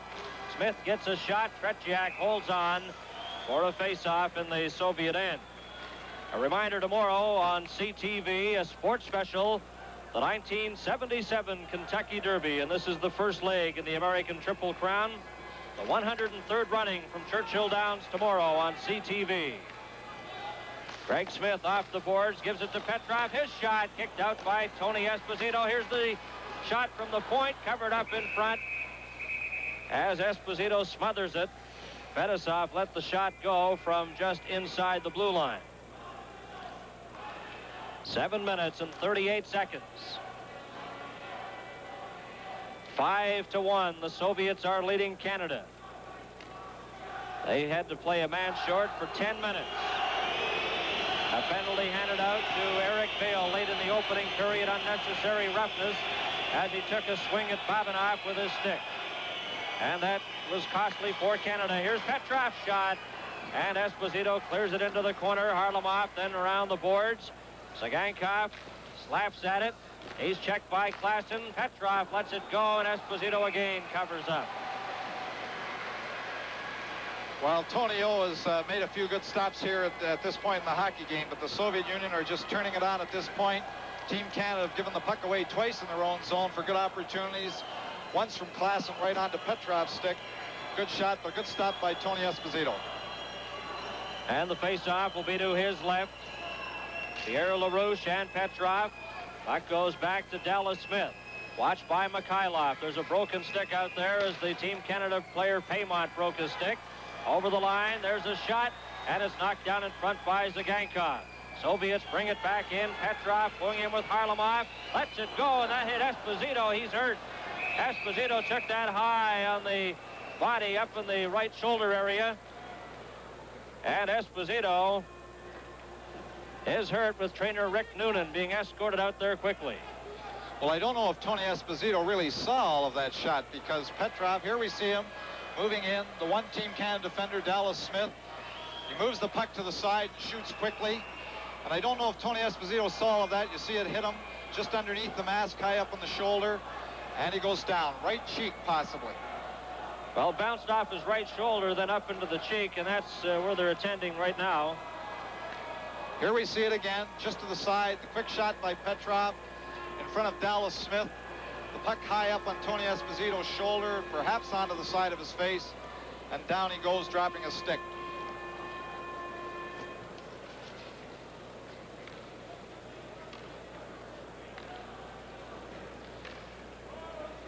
Here we see Rick Noonan, the Team Canada trainer, putting the ice pack just on the side of his cheek.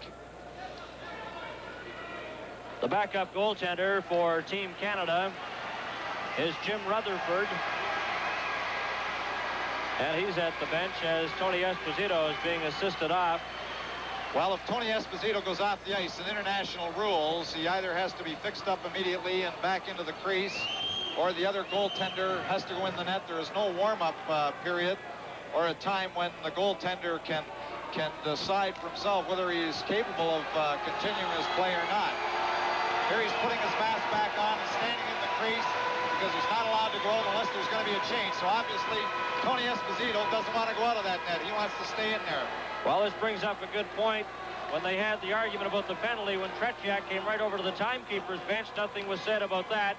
Yet there's a great deal of concern when an injured goaltender wants to go over to the bench for repairs. Obviously, it's a rule, no question about that, but the referee let Tretiak go over to the bench to get involved in an argument, and he should have been penalized.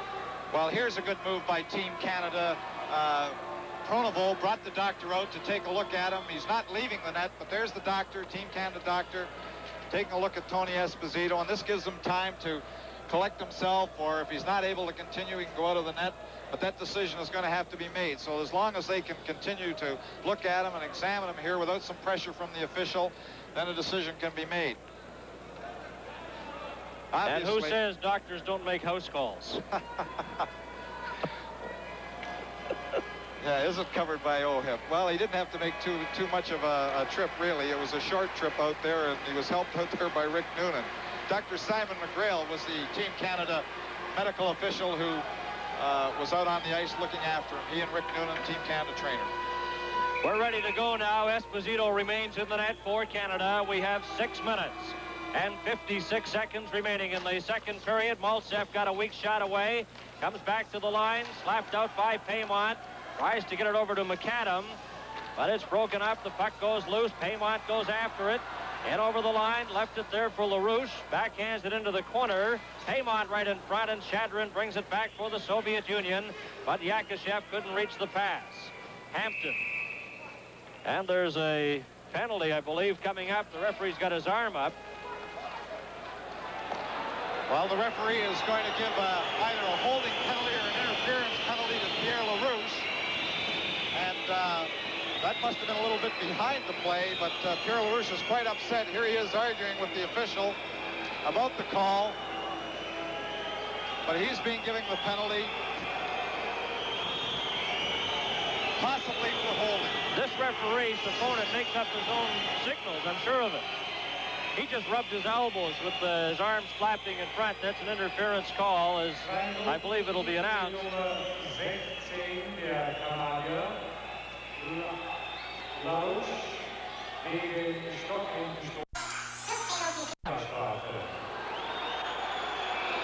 Well, they call interference is the call to Pierre LaRouche that was out of the play.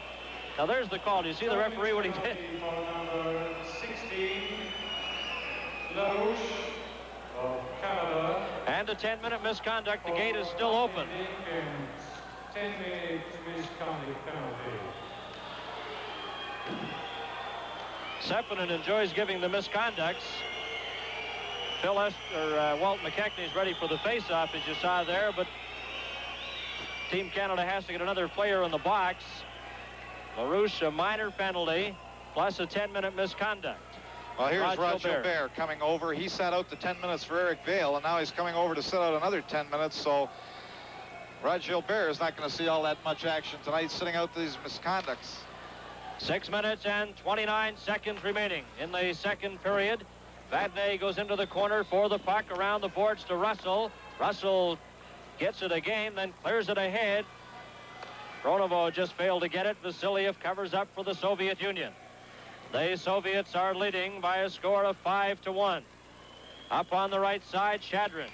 Long pass to the left side. That stopped, and McKechnie has it for Canada. McKechnie ahead to Pronovo. He just drops it back with 1 minute and 28 seconds remaining in the minor penalty. And the referee blows the play dead, and LaRouche was giving him an earful right in front of the penalty box. Well, I believe there's a double minor being handed out at this point.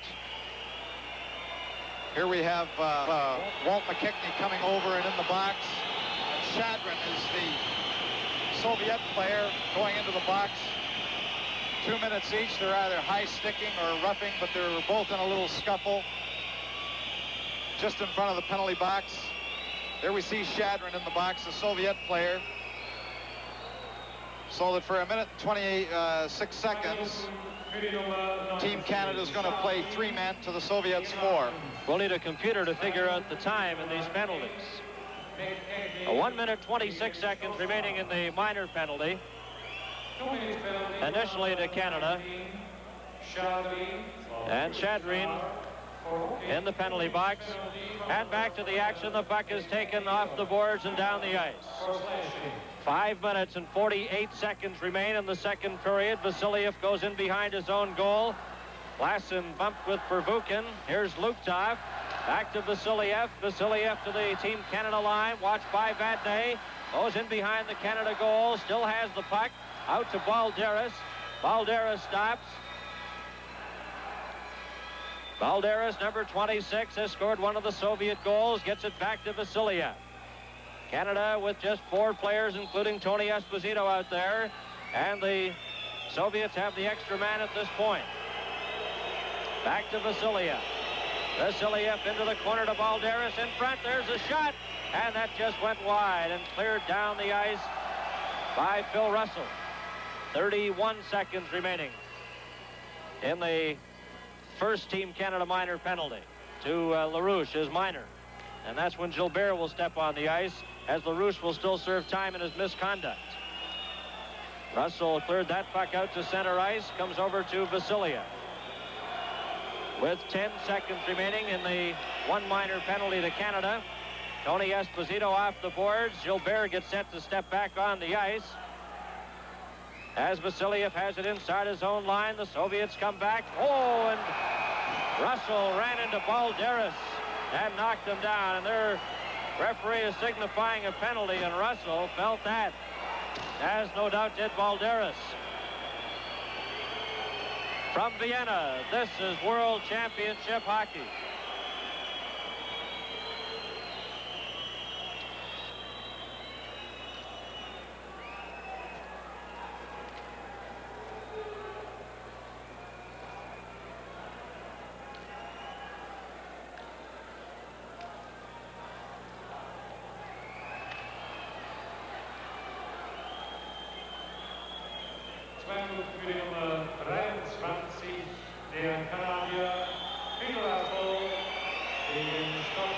Here we have Phil Russell making his way to the box.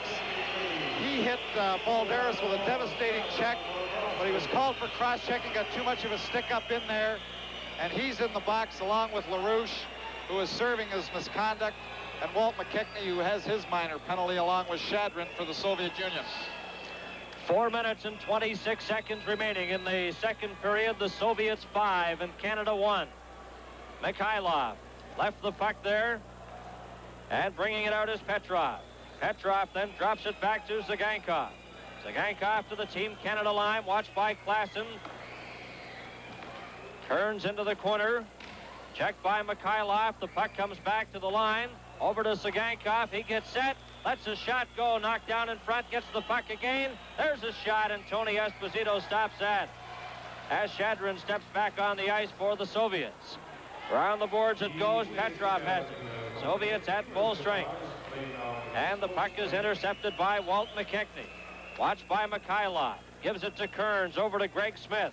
And Smith clears it down the ice with 3 minutes and 34 seconds remaining in the second period.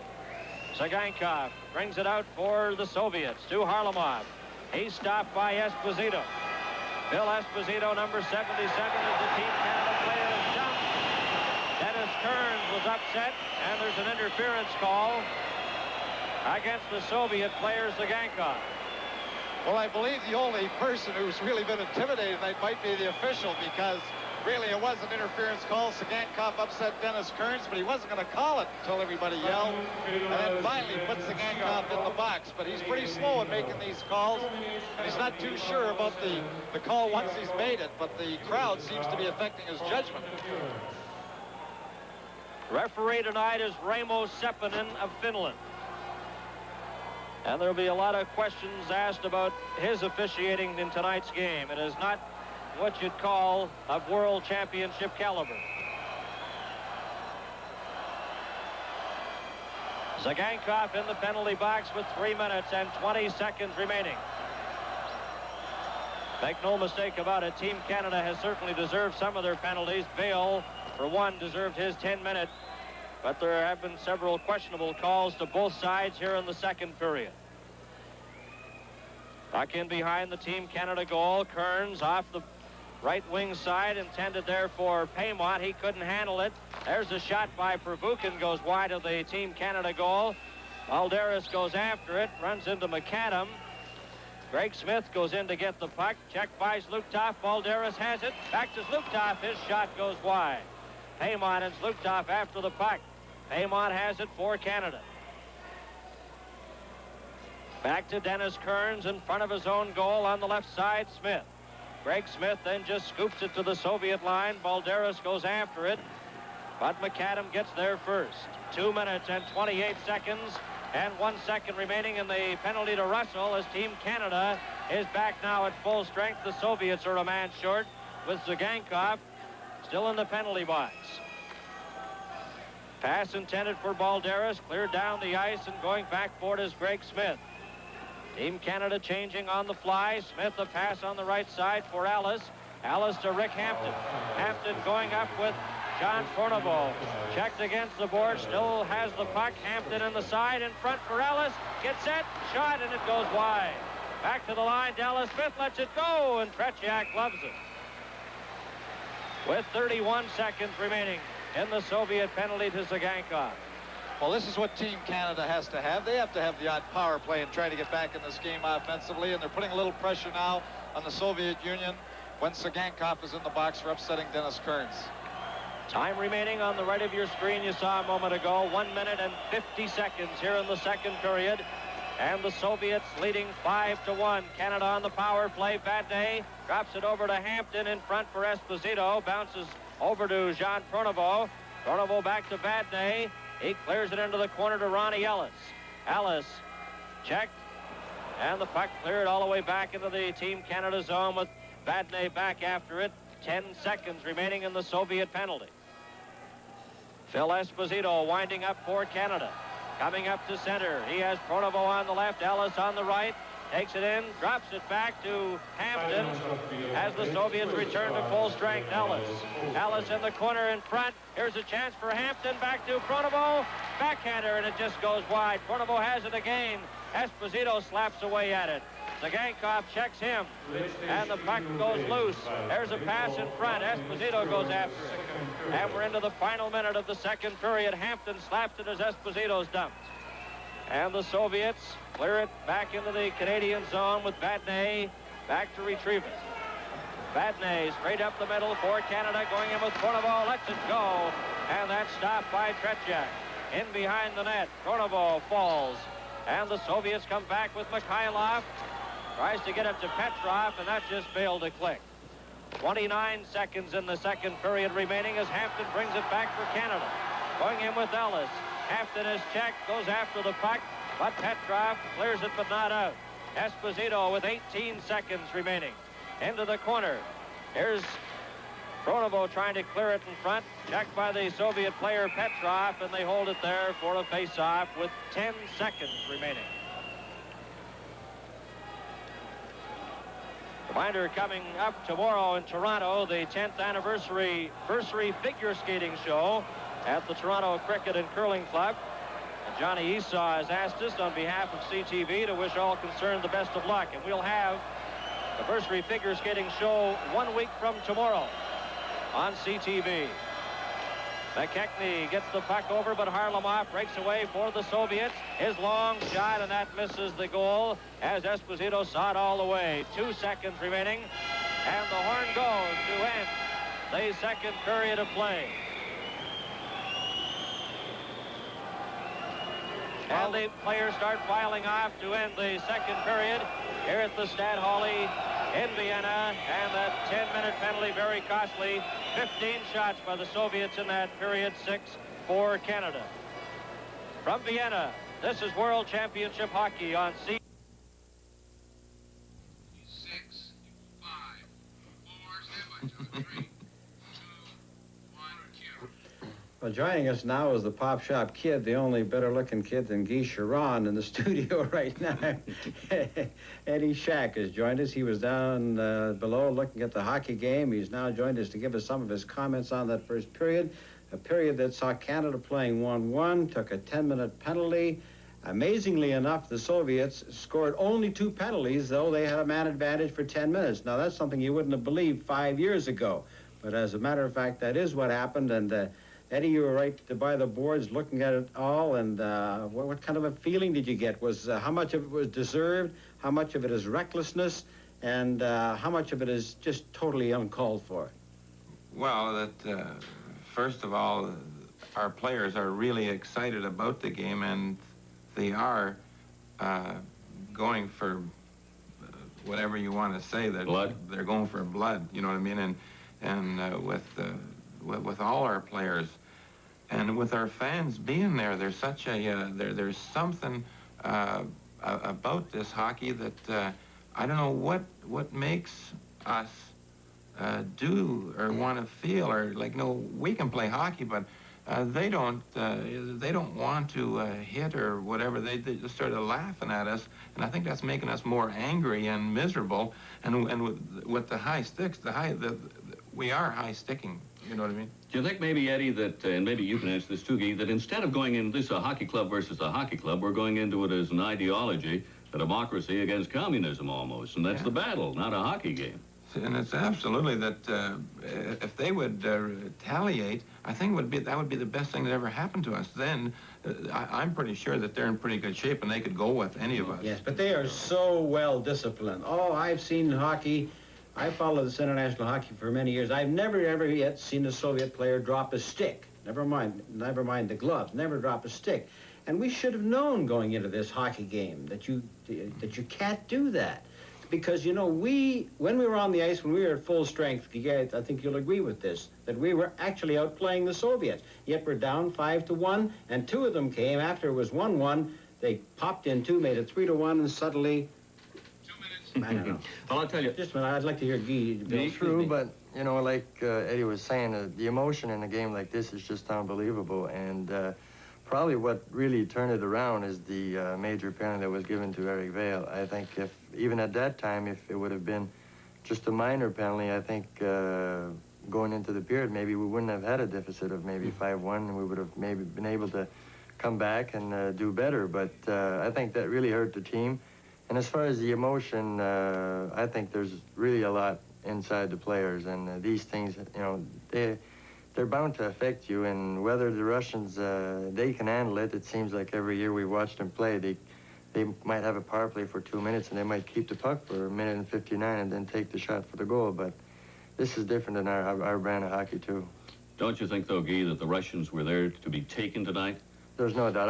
I really think that we outplayed them in the first period, and many times when we were killing the penalty, we did it really well. And even the last power play we had, we put all kinds of pressure. Easily, if the puck could go in, and maybe we'll get 2 or 3 goals and bounce right back. Eddie, the way Ronnie Ellis, your old pal, has been flying out there, I think probably he could be the best hockey player Team Canada has.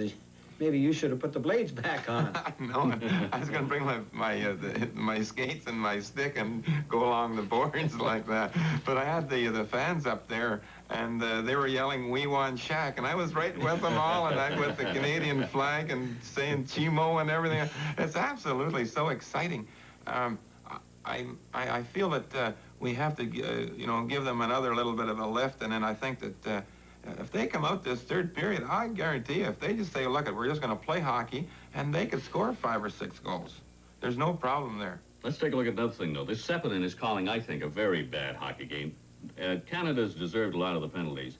But they're taking a few falls. Eddie, you know about that. You've taken a few in your career. Yeah, but what's happening, they're coming off. They're coming off the bench like they were dead, and they won't be able to move. Look, all of a sudden, they're sitting, they're gone. And with that, they would burn me up, too, eh? Because, and us guys are talking about that. You know, Will Paymon and Walt McKechnie both said in the 11-1 game, the thing that caused them to really actually lose their composure was the laughing.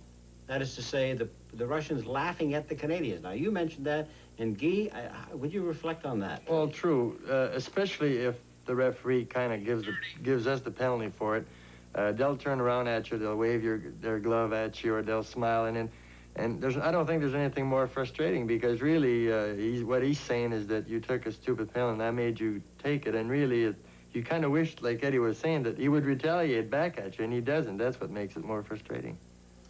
This has happened for a long time, though, Guy. One day we're going to have to learn we can't win it sitting in the penalty box. This is World Championship Hockey on CTV. This is the only time I might not win it,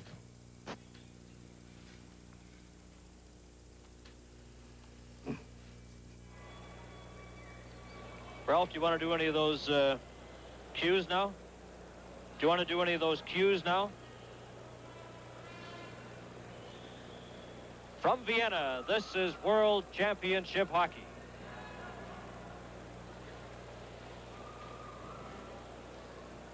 This is World Championship Hockey on CTV. Oh, just a sec, I gotta find it.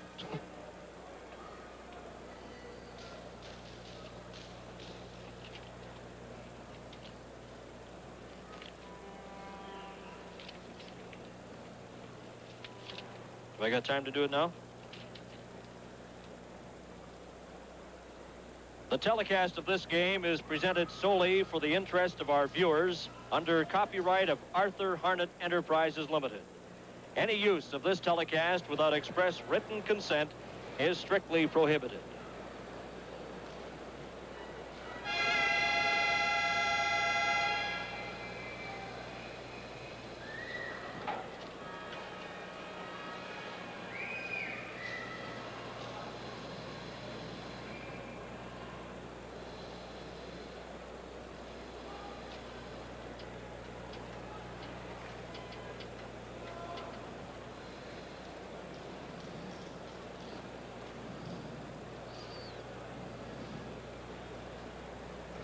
Personen. Herr Josef Papp. Herr Josef Papp, bitte kommen Sie nach Beendigung des Spiels zum Sprechertisch. Herr Josef Papp aus Wien, aus der Eggerstraße. Back at the Stadthalle here in Vienna, Austria, Bernie Pascal and Tom Watt high up in the broadcast location as the two teams make their appearance to start the third and final period after a 1-1 first period of play. Tom, the Soviets pulled ahead mainly because of the penalty situation to score 4 goals. Yes, here we have Maltsev controlling the puck at the side of the net. He throws it just off the side to Shadrin. Shadrin then challenges, draws the other defender, Rick Hampton, to him.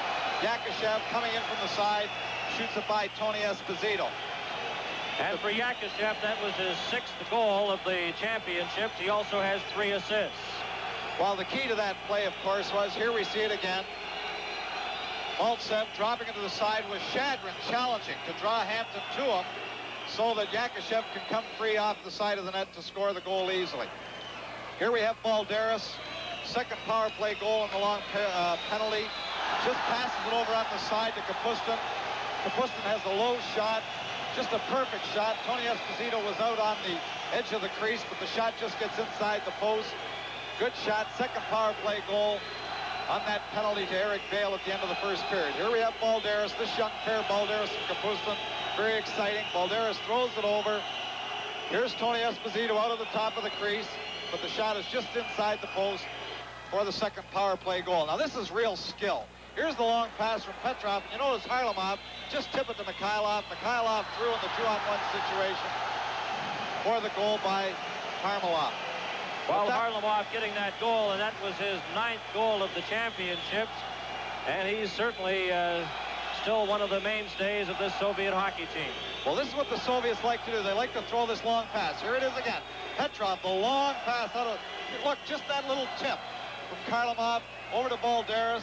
Balderas realizes he's got the 2-on-1 situation, shoves it through, drawing out the goaltender, putting it home. You mentioned Balderas, Tom. He set up a couple of goals, and he also scored a goal in that second period. Well, here are the goals that kill you. Now, Walt McKechnie moved back into his own zone, tried to throw the pass across to Carol Badney in his own zone. Balderas, with that speed, just darted in there between Badney and McKechnie, picked up the loose puck for an easy one. Those are the ones that break your back when you've got possession. One rule: don't go back, especially in your own zone. Here's the pass coming across. Balderas jumps in, flips it over Tony Esposito. Composure very important, and the Canadian team must tolerate the tempo of the European game and the Soviet style. if they in fact hope to come back in this game. They are trailing 5-1. Both teams start this period at full strength, although LaRouche is in the penalty box, still serving time in a misconduct penalty picked up in the second period. And right off the start here, Sagankov iced the puck, and the Soviets are guilty of the first infraction here in the third period, with the face-off back in their zone. Well, just as we saw the highlight on the long pass from Petrov, this is what the Soviets like to do. Counterattack quickly, throwing it out of their own zone, and frequently they're called for icing when that pass goes astray and down the ice. Phil Esposito gets a shot, stopped, Klassen the rebound in front, and it's cleared down the ice and stopped at center by Kearns. Kearns of Canada on the left side for Klassen. That just failed to reach him. Greg Smith at his own line, backhands it to Esposito, goes down into the corner with Fetisov back for it for the Soviets. Fetisov bumped and knocked down by Ralph Klassen. Esposito, watched by Harlamov, has the puck on the left wing side and clears it in. Fetisov stopped. Here's a chance for Ron Ellis. Lets it go. Stopped Esposito the rebound, and he was tied up by Fetisov. Klassen goes in behind the net, tries to get it in front to Ellis. It's fired ahead by the Soviet player's glove, and it's whistled down by the referee, Sepinen. Well, Ron Ellis was standing all by himself in front of the net and yelling, Ralph, Ralph, trying to get that puck out because he was home free in front of the net when two Soviet defenders were caught behind the goal line. If Klassen could have got that puck out, perhaps we would have had the second team can the goal of the night. 59 seconds have been played in the third period, and the Soviets, after a 1-1 tie in the first, scored 4 goals in the second period. McKechnie gets it back to Russell, stops it at the line. Babanov goes in behind his own goal for the Soviets. Out in front to Yakashev, checked by Karl Vadnais, forced to go back. Shadrin, number 19, a pass on the right wing side to Maltsev. Maltsev and Phil Russell fall. Vadnais picks up the puck, watched by Shadrin, gets it around the boards to McKechnie. McKechnie then clears it out. Here's Kronovo over the line. Luchenko ties him up. Kronovo spins away, gets the puck in front to Russell. Russell at the side of the net, in front, and it's stopped as McAdam let it go. McAdam tries to get it back. It's cleared to an open wing. Yakashev has it for the Soviets. Let it go to Shadrin. Shadrin to Maltsev. His shot. Tony Esposito stops that, and Vadnais brings it back for Canada. Straight up the middle. We played 2 minutes here in the third period. Look. Team Canada player falls. It's over on the far side. Maltsev brings it over the line, watched by Russell. In behind the net, in front, a shot to score! Yakashev. Yakashev set up in front, fired it past Tony Esposito. Well, this is what we saw in the previous game from the highlights of Czechoslovakia. We see the Soviet player Maltsev go behind the net, and that extra 3 feet behind the goal, rather than going all the way behind the goal, they throw it back just as they're going behind. Yakashev is not tied up in front of the net, and he simply shoots the puck by Tony Esposito. Time of the goal, 2 minutes and 8 seconds of the third period.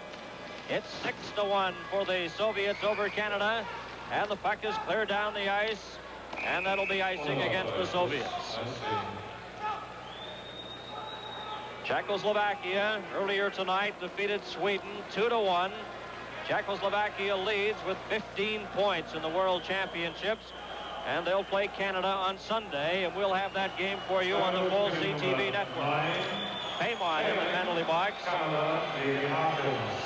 Well, there we have Rod Gilbert, who sat out a few penalties this evening himself, and he's a little frustrated, throwing his stick a little up in the air as he goes back to the Team Canada bench.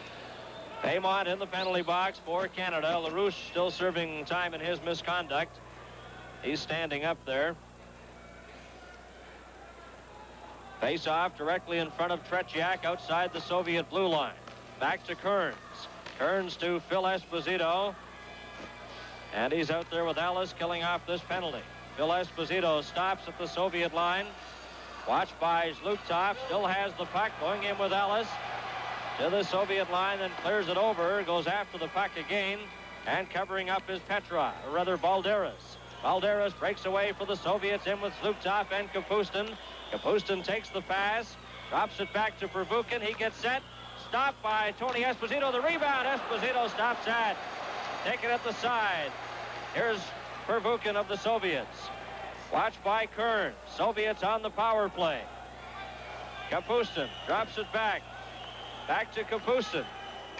Back to Pervukin. His shot, and that's wide of the Team Canada goal, and Phil Esposito has it. And he clears it down the ice with 1 minute and 3 seconds remaining in the penalty to Paymont. 6-1, the Soviets leading Team Canada. Soviets bring it back out. Petrov, a pass on the right wing side. Valderas stops. Drops it back to the line to Harlamov. Harlamov tries to get it over in front. McKechnie then has it for Canada. Out to Pronovo, and it goes sailing down the ice, and Pronovo goes after it with Fetisov. Fetisov gives it to Vasiliev. Soviets come back again. Mikhailov to Harlamov, in over the line. His shot goes over the top of the net. Vasiliev on the far side keeps it in. Stopped there by Petrov. He gets set, fakes a shot, took a weak one that hit Vadnais. And McKechnie has it for Canada. McKechnie backhands it off the boards down the ice with 10 seconds remaining in Paymont's penalty. Soviets bring it back out. Vasiliev to Mikhailov on the right side. Then a return pass to Harlamov. Delayed penalty coming up here to Canada as Russell goes over to get the puck. Petrov was stopped and flattened on the far side, and there's a Canadian penalty just as they return to full strength. Well, McKechnie just took a slash, a two-hander, and hit Petrov over the ankle. There you see Petrov limping his way to the Soviet bench. But again, Team Canada's penalized. They get the 2 minutes, but it was a slash.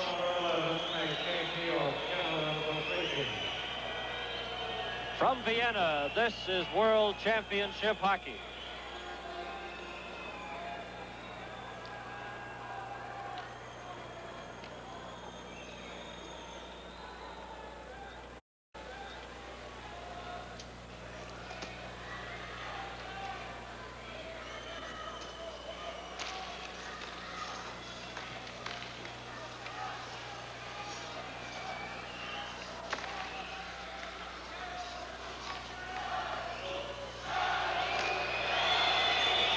Back to the action, the shot, and that's stopped by Esposito.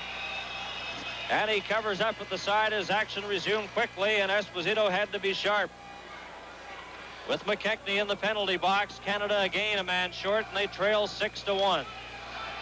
Well, we have 15 minutes remaining in this period, and we've already served perhaps 3 minutes being shorthanded, and there's no way that Team Canada is going to get back in the hockey game this way. And the fact the Soviets, they have no mercy on you. They'll make it 100 if they can when they get you on the run. They don't let up. They keep trying to add up that score. Here we have McKechnie in the box, getting a new stick from the Team Canada bench. This is the Soviets' 9th game. They've scored 74 goals in 9 games up to this point. And they lead this one by 5, 6-1. Greg Smith clears the puck down the ice, and it goes right into the Soviet corner with Luchenko back after it, watched by Ellis. Luchenko stops, gives it to Yakushev.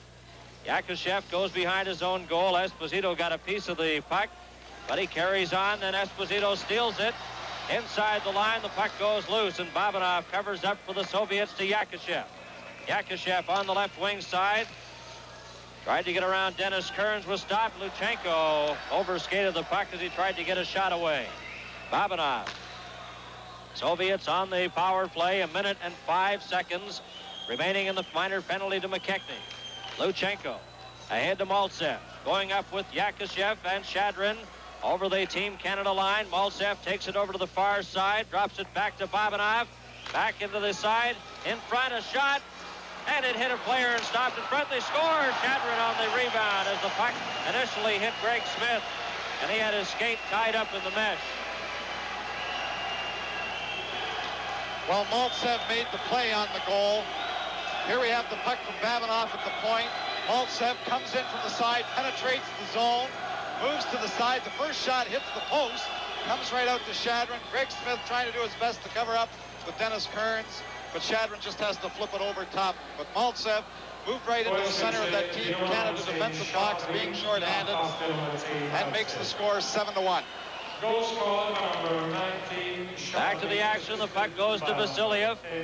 Power play goal for the Soviets. They lead 7-1. And Pervukin clears it up on the right side. Balderas takes it over the line. Watched by Russell. Does a little dipsy-doodling there. The puck goes loose. Vadnais goes after it as Russell and Balderas mix it up a little. Russell at center. Back over the line to Merrick, but Pronovo was offside. 13 minutes and 53 seconds remaining in the third period. Wayne Merrick, number 12 for Team Canada, a native of Sarnia, Ontario, has scored 3 goals in the championships for Team Canada. He's been used a little as a winger when there were injuries as well to Sharon and the other Team Canada left winger Klassen. He's filled in at the wing as well as being a center. Here's a break for the Soviets. Kapustin takes the puck going over the line. Pass in front. Shot and score. Balderas. Balderas set up perfectly by Kapustin. Makes it 8-1. Well, here we have the perfect example of the long Soviet pass coming out of their own zone. The quick counterattack. Here it comes up to, you don't see him here, but here's Kapustin picking it up, the long pass. Holds. Across the Balderas on his forehand, shoots the puck over Tony Esposito. From Vienna, this is World Championship Hockey. Nach Pastelma, Kapustin sowie der Nummer 22, Schluchtow. Goal scored by number 26, Balderas, assisted by number 8, Kapustin, and number 22, Schluchtow.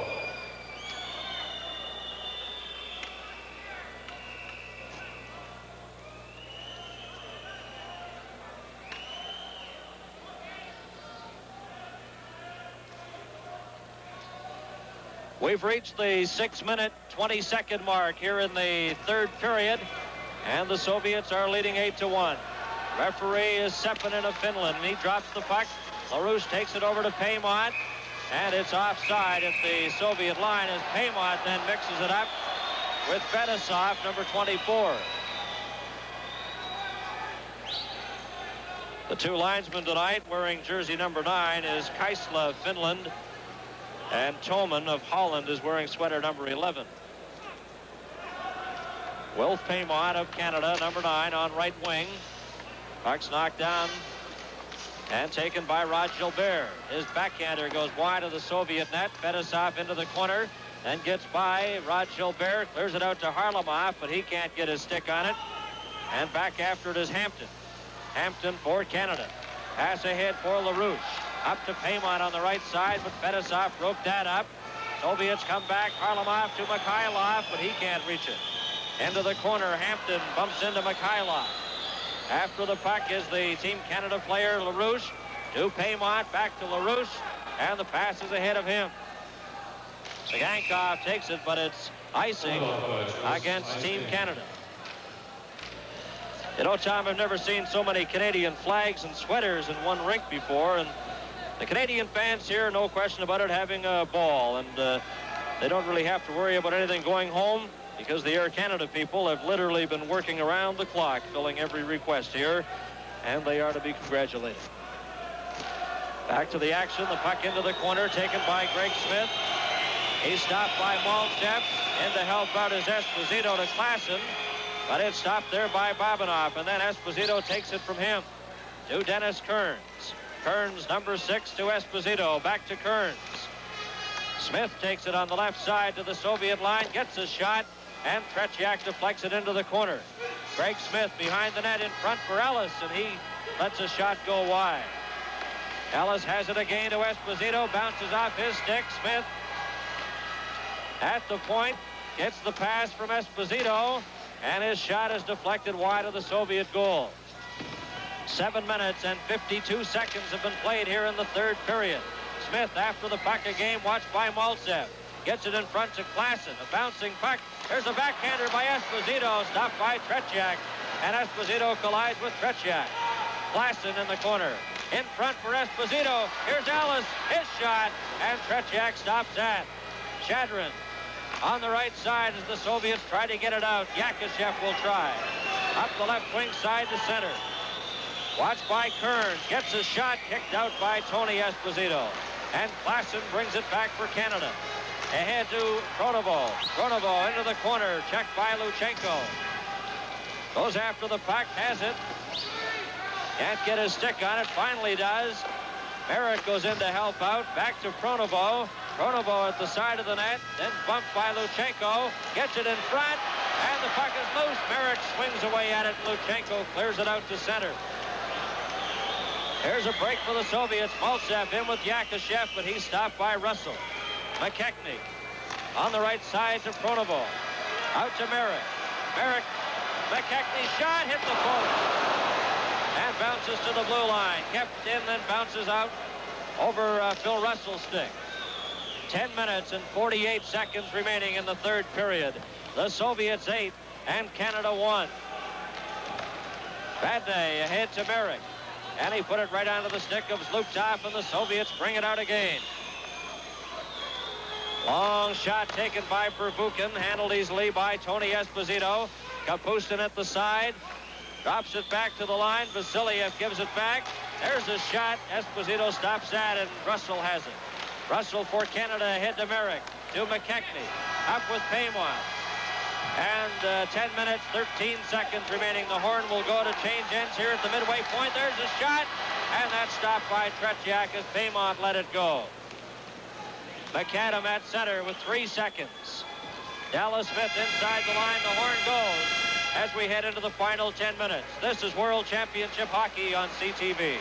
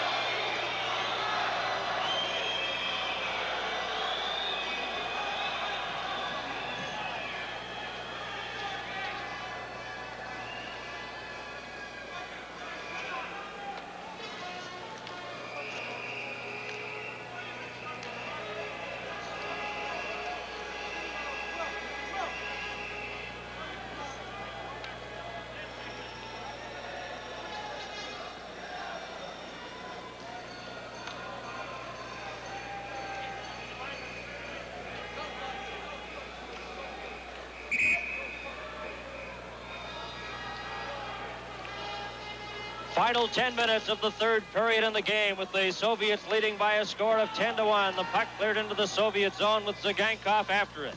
8-1 the score for the Soviets. Hampton has the puck. Checked by Mikhailov. Mikhailov drops it back to Harlamov. Harlamov circling around inside the Team Canada line. Back to Fetisov, and his shot goes wide. Paymont has it for Canada. Checked there by Petrov. Then Mikhailov took it away from him. Dallas Smith goes after it. Petrov bothering him. Puck goes in behind the Team Canada goal, and Hampton has it. Hampton stops and then goes back with 9 minutes and 19 seconds remaining in the third period. 8-1, the Soviets are leading. Hampton clears it out to center ice, where it's stopped by Fetisov. Over to Mikhailov. Harlamov over the line. Fakes, gets a weak shot, stopped by Esposito. In the corner goes Mikhailov. In front, Petrov shot. Backhander stopped by Tony Esposito as Harlamov was parked right at the crease.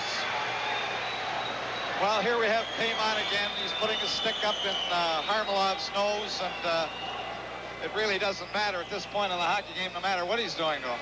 Tom, we'd like to offer our congratulations to the 3 Memorial Cup finalists. Ottawa, Sherbrooke, and the new Westminster Bruins. The Memorial Cup opens this coming Sunday at Vancouver's Pacific Coliseum, and we'll have the final game May 15th on the full CTV network. And we remind you, tickets for all the Memorial Cup playoff games in Vancouver at the Pacific Coliseum are on sale right now, and that should be some week in Vancouver. Back come Team Canada. Klassen takes the puck, then is stopped by Maltsev. 8 minutes and 42 seconds remaining. Greg Smith gets a shot. Tretiak gloves it and holds on. Well, here's a player who probably, because the team is scoring a lot of goals in this tournament, the Soviet Union, great offensive machine, is not getting all that much credit. But Tretiak has been steady in every one of the games, even the games that they lost to Sweden and Czechoslovakia. Puck cleared down the ice by Esposito. There will be no icing as Dennis Kearns goes back for it. Both teams are at full strength here. Greg Smith. A costly penalty to Eric Vail resulted in 2 Soviet goals in the second period, and that turned the game around completely. Round the net goes Ellis. At the side, in front to Kearns. His weak shot was stopped, and Yakashev has it, checked by Ellis. Greg Smith then covers up at center. Smith over the line. He's dumped. No penalty there. Smith goes after the puck. Watched by Shadrin.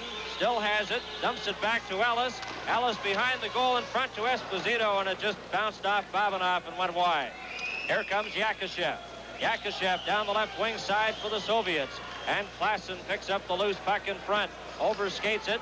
Esposito carries on. Esposito straight up the middle for Canada. Over the Soviet line. Still has it. Watched by Luchenko. Goes behind the Soviet goal. Esposito stops the pass in front, and it's knocked down, and Kapustin comes back. Kapustin for the Soviets. Going in with Maltsev. Over the Canada line, into the corner. Watched by Russell. Behind the Canada net in front. Here's Luktov, and that's kicked out by Esposito. Canada with Phil Esposito carrying the puck. Backhands it to an open wing.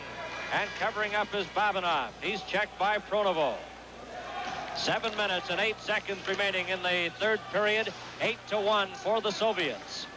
Puck is cleared. McKechnie stops it at center. Off the boards. Pronovo goes in after it. Watched by Pervukin and checked. Luktov tries to get it out. Pronovo keeps it in. Merrick in the corner in front. And it comes all the way out to center with Bill Russell after it. He's watched by Balderas. Clears it right onto the stick. Here's Luktov over the line. And checked by Vadnais. Pronovo runs into Luktov. McKechnie brings it back for Canada. And it just rolls out to center ice. Balderas slaps it over there to Pervukin. McKechnie checks him. Vasiliev in behind the net to Pervukin. 6 minutes and 22 seconds remaining in the third period. The puck stopped at the line, but it's offside. And the shot was taken. Now Tretiak and McKechnie exchange a few words. As Tretiak unhappy, McKechnie let that shot go after the whistle had gone. And there's a delayed penalty coming up. From Vienna, this is World Championship Hockey.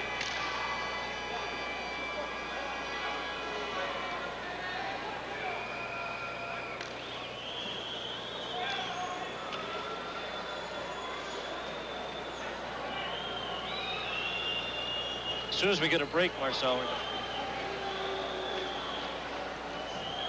2-4 McKechnie gegen Stockchecks. 2 minutes penalty for number 11. McKechnie of Canada for cross-checking. Cross-checking penalty to McKechnie of Canada with 6 minutes and 18 seconds remaining in the third period. So the Soviets with a power play. Face off just outside their blue line. McAdam fires it on goal. And into the corner is Fedosov for the Soviets. In front is Zagankov. Soviets leading 8-1. Petrov gets by McAdam, takes the puck up the middle. Over to Mikhailov. Mikhailov to the Team Canada line and over. Backhands it to the far side. Soviets in the Team Canada zone. And Canada a man short. Mikhailov moves in front, and Harlamov took that pass but couldn't get a shot away. Zagankov over to Mikhailov. Mikhailov drops it back to Zagankov. Mikhailov gets it again at the top of the circle, moves in front, a shot. Esposito kicks it out, the rebound, and Harlamov let that go wide. Soviets still with possession. There's a shot from the side, and Tony Esposito covers up. And we have with us now the Canadian referee here at the World Championships, Marcel Vaillancourt. And Marcel, I don't know what your comment is on the officiating. It puts you in a bad position, but it has been questionable, I would say. Definitely, the refereeing here is quite difficult because 7 referees, we are now 7 refereeing here, and what happens, we come all from different countries. And it's hard to come to uniformity. They are not calling here interference, and that's what frustrates some of the Canadian players. They are getting interference, and then they get back with their stick. And this frustrates the Canadian players. This has been through the whole tournament. And I think more interference should be called. What about the penalty handed out to Eric Vail, the fact that he was tossed out of the game? How did you see that? Well, the way I saw that, I think it should have been a 5-minute major. I don't like to take against official, but I think it should have been a 5-minute major and not a 10-minute shorthanded and a match penalty at the same time. I think this was a little too severe. Well, Marcel, it was mentioned, too, that he had missed the next game. Is that the ruling? Do you understand it? I don't know the ruling of this, if they miss the next game or not. That'll come from the... From the board of directors, yes. Right. Marcel Vaillancourt, thanks for dropping by, and perhaps we get another comment from the Canadian official who is watching this game up in our telecast location here at the Stadthalle in Vienna. And we have 4 minutes and 30 seconds remaining in the third period. 8-1 for the Soviets. Maltsev gave it right to Phil Esposito. Esposito has it off the boards into the Soviet zone. And back into the corner.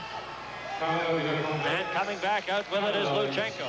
As Canada returns to full strength, McKechnie's back on the ice. Yakashev's shot, and it goes high out of play into the screening on the far side.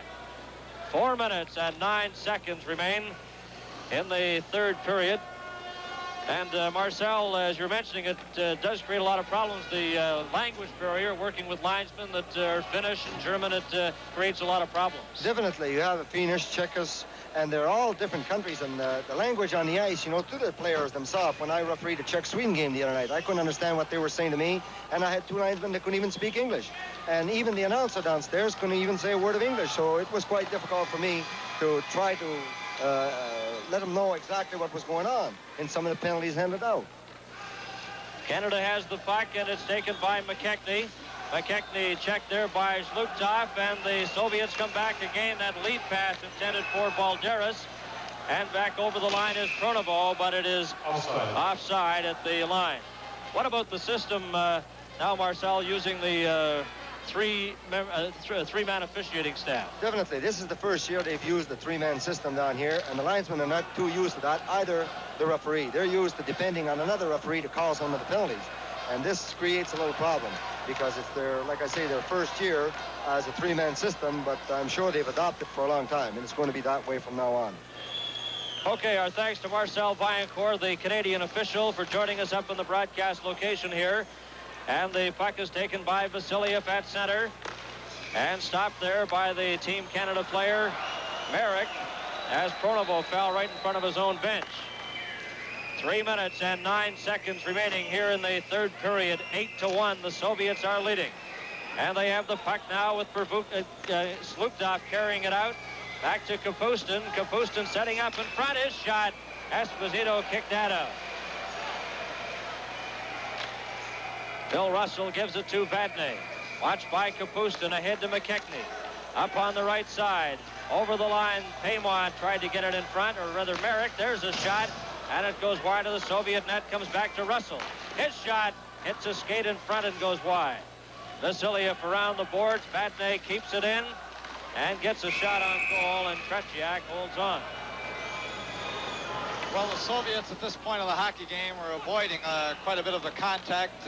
They feel, obviously, tomorrow when they play Sweden and Canada plays Czechoslovakia, that game with Sweden is very important if they're to win the gold medal. So they're trying to stay away from Team Canada with an 8-1 lead, 2 minutes and 32 seconds left in the hockey game. Face-off will be to the left of Tretiak. Puck is dropped, and the 2 centermen are tied up. It's back to Hampton, lets it go, and Tretiak loves that and will take the face-off in the same position again.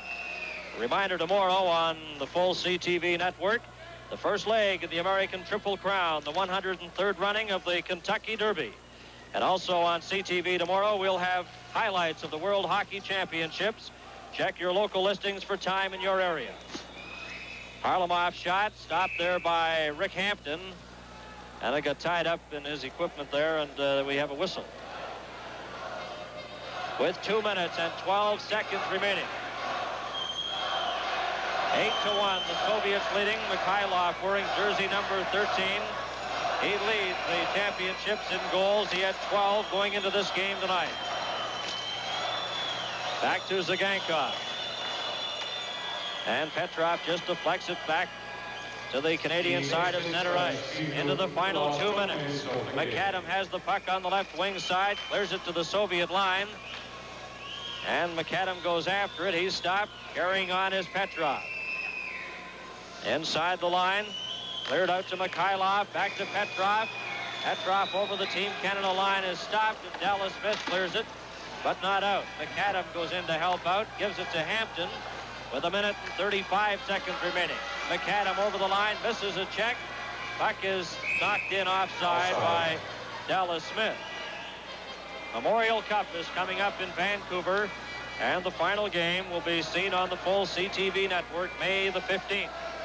And the 3 teams taking part will be Ottawa, Sherbrooke, and the New Westminster Bruins. And tickets for the Memorial Cup are now on sale. On Sunday on the full CTV network, we'll bring you the game here from Vienna between Canada and Czechoslovakia. And the Soviets, with a victory here tonight, will move 1 point back. There's a shot, and Esposito stopped that from Shadrin. Czechoslovakia leads with 15 points. The Soviets and Sweden have 12 each. But the win here tonight for the Soviets would give them 14. Esposito in behind the Soviet net, takes it in front, and his backhander goes wide.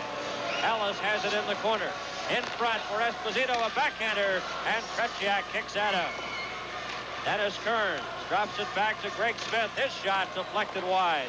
And we have 49 seconds remaining in the third period. Ellis tries to set up Kearns, and the Soviets come back. Maltsev on the right side, going in with Yakashev and Shadrin. Bouncing puck goes wide of the Team Canada goal. 35 seconds remaining. Maltsev in the corner is bumped. Greg Smith has lost his stick. Puck cleared but not out. Smith picks up his stick, and Dennis Kearns has the puck. Kearns, a pass on the left side for Ralph Klassen, too far, and it's icing against Canada with 21 seconds remaining. And Tom, one has to be disappointed in the performance of Team Canada tonight. Well, at this point, 11-1 in the last game and 8-1 at this point in the hockey game. 19-2 in 2 games. It couldn't be more decisive than that. I'd like to convey our thanks at this time to Carling O'Keefe and General Motors of Canada for their sponsorship of the telecast on CTV and also their sponsorship of Team Canada. 12 seconds remain as the Canadians are again called for icing with the face-off back into their zone. Earlier tonight, Czechoslovakia defeated Sweden 2-1. And Czechoslovakia, the reigning world champions, lead with 15 points. The Soviets will be second after this game with 14. Sweden has 12, Canada 11. Bill Russell has the puck. A lead pass on the left side goes to Wayne Merrick. In front, a shot by McKechnie with 3 seconds into the corner. Kronovo is dumped. The puck goes loose as the horn goes. And the game is over. And the Soviet Union completely overpowering Team Canada. After they battled through a 1-1 first period tie, the Soviets scored 4 goals in the second period. And overall, the Soviets outshot Canada 43-28, including a 17-15 margin in that third period. Well, Bernie, you can't help wondering, maybe we're slow learners. I don't know what it is, but we have to stay out of the box. We can't get the stupid penalties. We lose the hockey game tonight 8-1. The Soviet Union got 4 power play goals, and I can't help but feel that we just have to stay out of the penalty box, and we have to play even sides, and we even hope to stay with this Soviet team. And consistent officiating would also help a little, too. Here's the Soviet national anthem.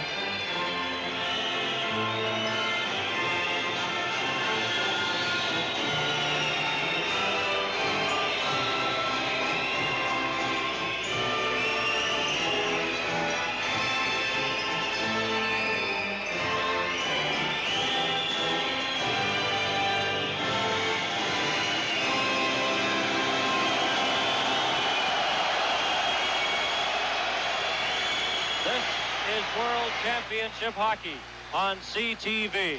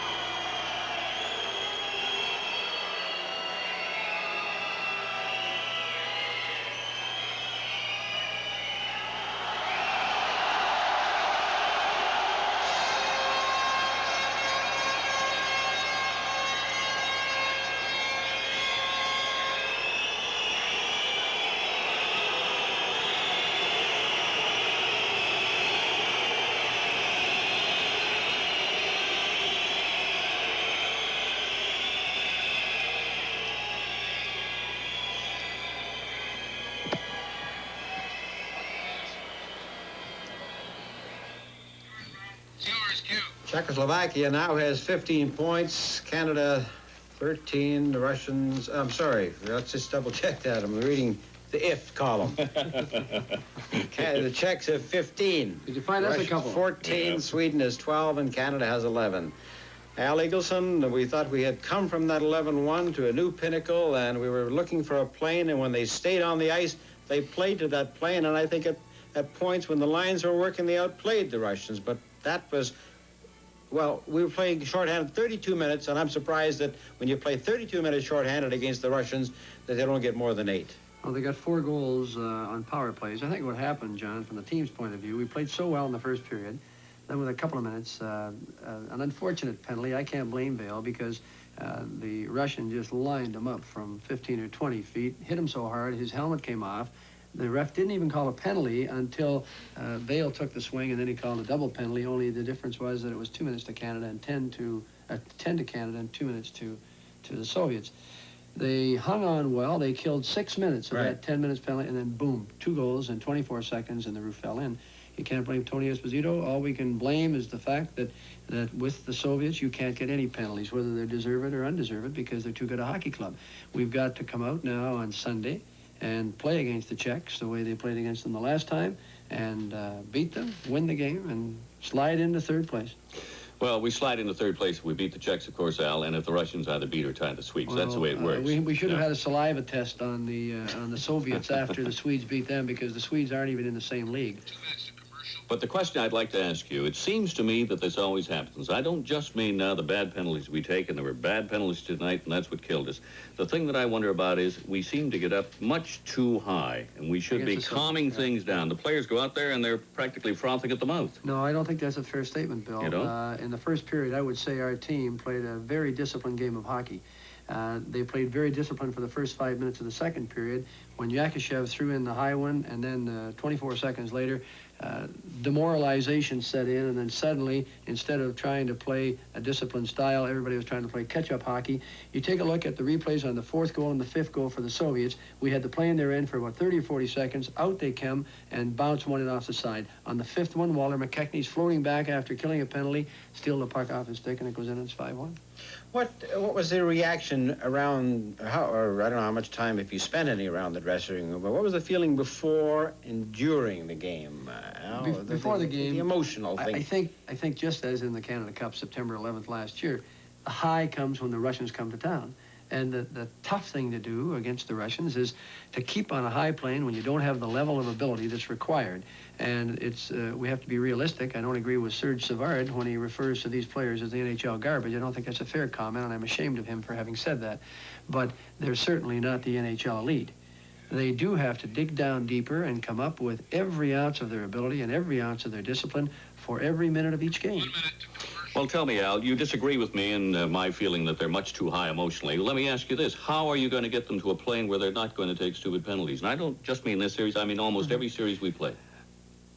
Stupid penalties come out of frustration. And I think we had a lot of frustrated hockey players out there tonight. But the Russians and the Czechs play the same kind of hockey. Against the Czechs, our wingers just picked up their wingers, went up and down that ice, and threw that puck into that centerman, and they made beautiful hockey. I think they played beautiful hockey. I think if the Czechs had had a 10-minute advantage, we would have fallen apart. I think that the 10-minute penalty broke our hearts, and it's unfortunate because when I talked to Saponin between the periods, he didn't even understand what he had called. He said, oh, it was a deliberate attempt to injure, and he had struck him on the head. And yet it turned out that the strike wasn't on the head. Do you really think that refereeing beat us tonight? No, I think that 10-minute penalty demoralized us, and then we gave the game away any chance there was to catch them. They lost. If you don't think that that 10-minute penalty killed us and gave us frustrations, then we weren't watching the same game. Yeah, well, I agree with that. It's unfortunate that having killed 6 minutes of that and then... Could have been a 5-minute penalty. Right, yeah. But, look, who knows? We were dead last week and everybody buried us. We arose, and now we're getting buried again, and everybody will be honest back in Canada. And the frustrating thing is to see these players working as hard as they do, and everybody now is going to say, oh, we're the bad guys and the no goodies, and then we'll just have to try to climb up the ladder again on Sunday and see what we can do. Well, then everybody should join us. We'll see the highlights of these games tomorrow, and then on Sunday, 9 o'clock Eastern Daylight Time, live across the country. And it'll be Canada and Czechoslovakia. This is World Championship Hockey on CTV.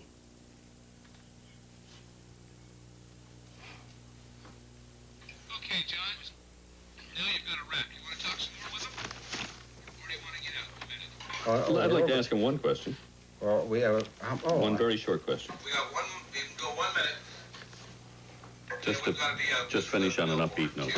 Okay, I just want to finish on an upbeat note. I just want to say, look, if we can win a bronze, much better than anything we consider we could do. Okay.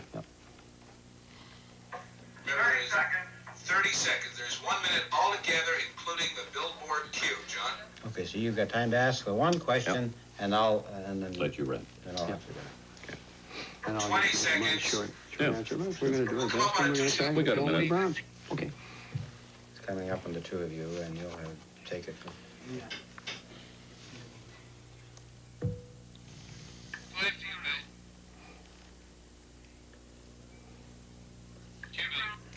Well, Al, there is one point. As we leave this 8-1 demolishing at the hands of the Soviets, let's face it, nobody thought it'd be this bad again. And that is that we can finish with a bronze, which is third place, and that would be better than anybody had predicted for Team Canada in this World Championship before it started. We beat the Swedes, we beat the Russians, we tied the Czechs, now we have to beat them. I don't want to see us back into anything. Let's beat the Czechs on Sunday. Let's have a little help from the Russians to beat the Swedes, and we come home with a medal. Well, one thing about it, win, lose, or whipping, Al always shows up to give us his insight at the end of a hockey game. Al, we appreciate you joining us again at this time. And now, on behalf of Bill and Bernie and Tom and everybody on the gang, this is John Esau reminding you that we'll have our highlights tomorrow of today's game, and this is World Championship Hockey on CTV. The World Hockey Championships have been brought to you by General Motors of Canada Limited and Carling O'Keefe Breweries. We sincerely hope you've enjoyed the game.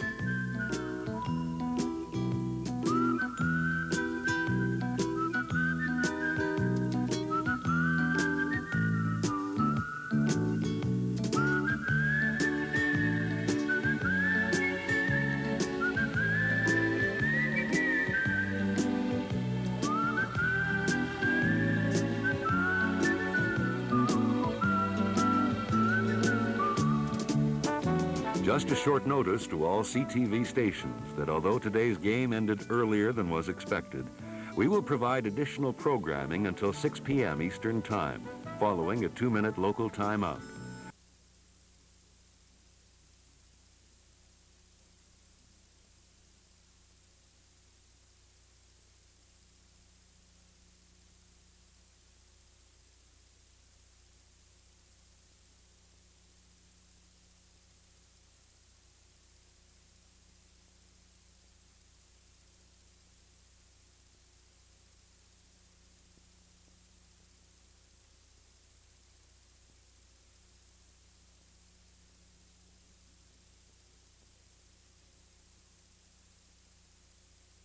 This is the CTV Television Network.